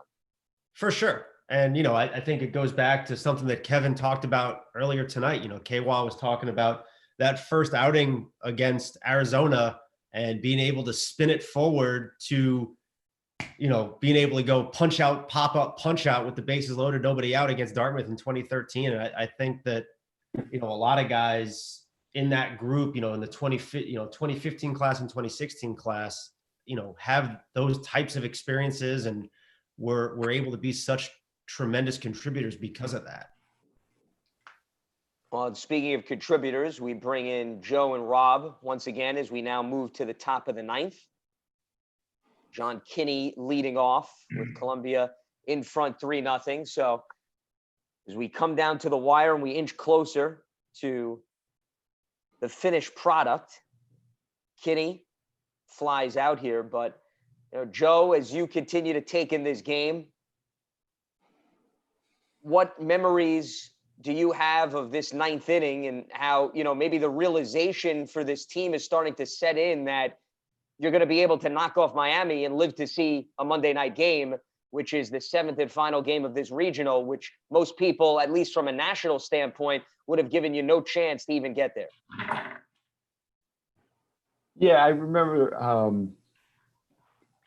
for me, the mindset to well, actually, I did always press, but to never really have that baseline pressing that year was because he would always. I remember Coach Brady would always say this thing I had never heard of before, and he said, "Hey, let's just go win the inning." He would always say that, and he would just say, "When we're on defense, just put up a 0, and then whenever we're at bat, we'll just throw a number up there on the board. We'll just try to win the inning and have fun along the way." And that was kind of like a macro perspective for me to really just kind of set in and allowed myself to have fun that year. I remember this. We played 2 baseball games that day, right? Yeah. Played Okay. Florida International earlier. Right, and I got the platinum sombrero that game against Florida International. That was the gold team, right? They were gold. Yellow. Yeah. And then this game, I was rattled by that. So I don't recall hitting the ball out of the infield this game. I guess I flew out a couple of times, but even still, though, it was just that picture of trying to keep it into the perspective of, hey, let's just win the inning. Let's not go try to win the game or win the World Series or any of that nonsense, because it doesn't exist. It's not relevant. What's relevant was just having fun that inning, which that eliminated a lot of the pressing for me, even though I'm K-ing, right in here. Like, Yeah, but you're taking a great hack, Joe. Who cares? Look at that swing. Oh, man. I think I broke every bone in my back on that one. God. That's a great, Joe, what you just said that's money, man. As far as enjoying every inning and not worrying about the big picture. And I think you guys all did a great job doing that. I think that really helped with in the championship against Dartmouth, right? Because we lost that first game, and I probably, I can say this now, but back then I probably shouldn't say this, but I really didn't care because it was a good game and it was fun. I didn't like losing it, and of course you wanted to win baseball games, but I had a blast that game. It was close. It's what you play baseball for. You're not going to win all of them. Yeah. Well, we bring in Adam Klein. On? Adam, how we doing? Good. This has been awesome. It's been a lot of fun watching this again, seeing all the guys. What's up, Klein? How's it going, Joe? Rob? Man. Good to see you guys. Well, Adam, you closed out all 3 victories in this regional for Columbia. So this was not uncharted territory for you in this spot here as we move to the bottom of the 9th. Yeah, it was it was quite the game. I mean, I honestly was pretty tired for most of the game, so I was just trying to stay focused, get ready for the end, and is just at the end of it watching Bame and Barr go out there and stuff and just really throw it. It was great to be able to wrap that up and put a bow on it. How impressed were you, Adam, in terms of what Barr and Bame were able to do and the opportunity that you had with a 3-run cushion here in the 9th to be able to close things out? I mean, it was great being able to have that with how tired I was going into that 9th. So it was nice being able to have that cushion. I mean, they really just went out and, as we've been saying, competed. It was just really a game by game, batter by batter, pitch by pitch mentality. And I mean, Coach Mack did an unreal job calling the game. And we were able to just kind of go out there and focus on hitting the spot with the pitch that was called. And between Logs and him, it was a lot of fun being able to throw with them. Fine. I remember it looked like you were throwing 100 after Bryce. Yeah,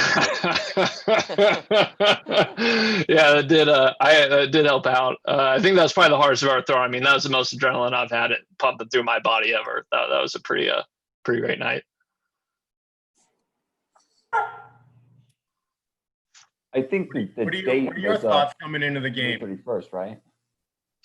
For me, I mean, it was funny hearing Cruz talking about giving us electrolytes in between games because, I mean, I think I threw 3 innings or so in that first one. I was pretty hot, and I remember him rolling out my legs and Coach Matt coming over to me because I was, like, cramping up a little bit. He's just like, all right, like, you're ready for the next one, right? Like, don't ice or anything. I was like, okay, here we go. So, I just was trying to, like, not get too excited or anything. Just stay even keeled the same way all the guys were doing, and then just be able to let it all out at the end. It was a lot of fun. It was a good slider right there. Strike three. Yeah. We got one. Is that the top of the order too? Is Eusebio the top of the order? Or was he? Yeah, down? it was top of the order because I think we ended up getting to Collins at the end of this, if I remember right. But we were throwing a lot of change ups. Yeah, that was Ricky Eusebio, the leadoff hitter, center fielder. Nice. Oh.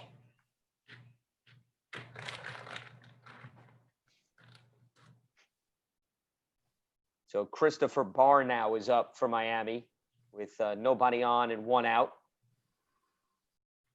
I remember this. The sequence was pretty frustrating. It was like missing just a couple inches too low. Logs was just doing an awesome job framing it.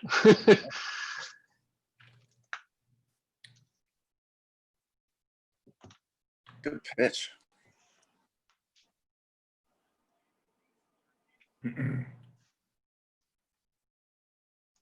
Yeah, I remember the absolute last day for the that we could have played was June 1st, right? June 1st was going to be the game 7 if there was a game 7, which we ended up playing. And then June 1st was my birthday, and I was like, and then they put up that football score against us that day, and I was like, yo, I would rather like go out and play against Miami and lose that bad on your birthday. Like that's more fun than rather that than just it was great. It was a great time down there, even winning or losing. I remember.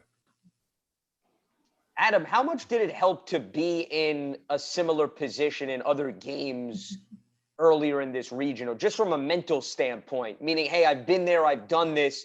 There's nothing to make more than it is right now.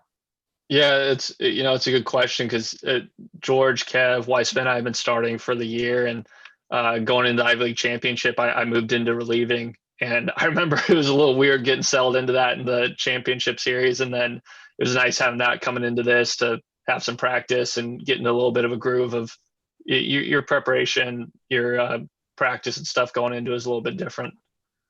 Yeah. So here comes Iskandarian, and we're obviously bringing in the rest of the group now because this is the big moment and we want everybody to be able to react and take it in.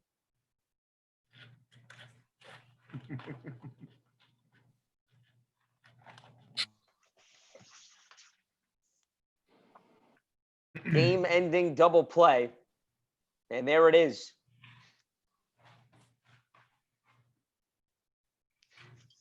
The most notable victory in Columbia baseball history.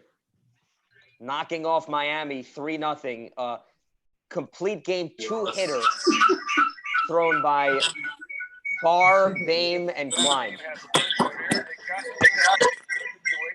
Remarkable performance, guys. And even more remarkable to watch it 5 years later. How's everybody doing? Is Flynn naked? Guys, how you guys doing? Here's Fly Guy. I just don't wear shirts very often at home, but wearing pants. What's up, Klein? If you want to follow me on Instagram, man. Go Fly. There's Baby Barks. There he is. He made it.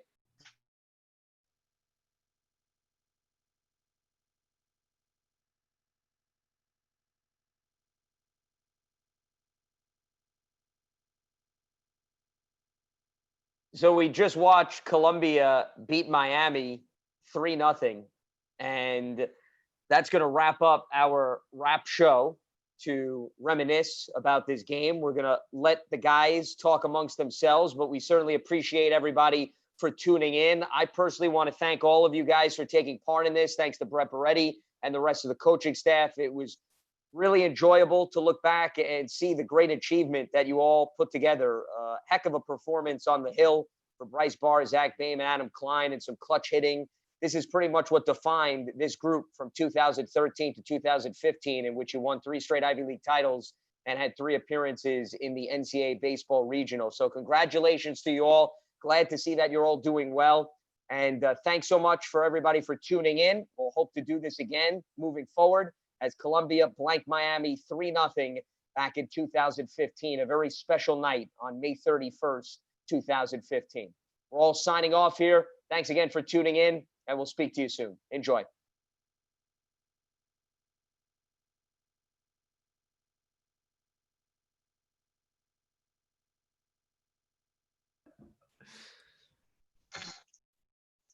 Mike had to put us all on mute. Stuff. Yo, Smart, what's up, baby? He had to shut us up. Well, Thanks for putting this on, Lance. This is awesome. Hey, no problem.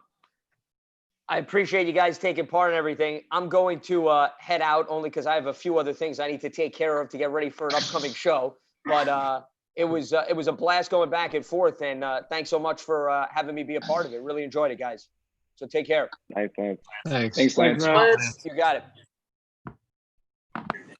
Wow, Mike, fear the beard.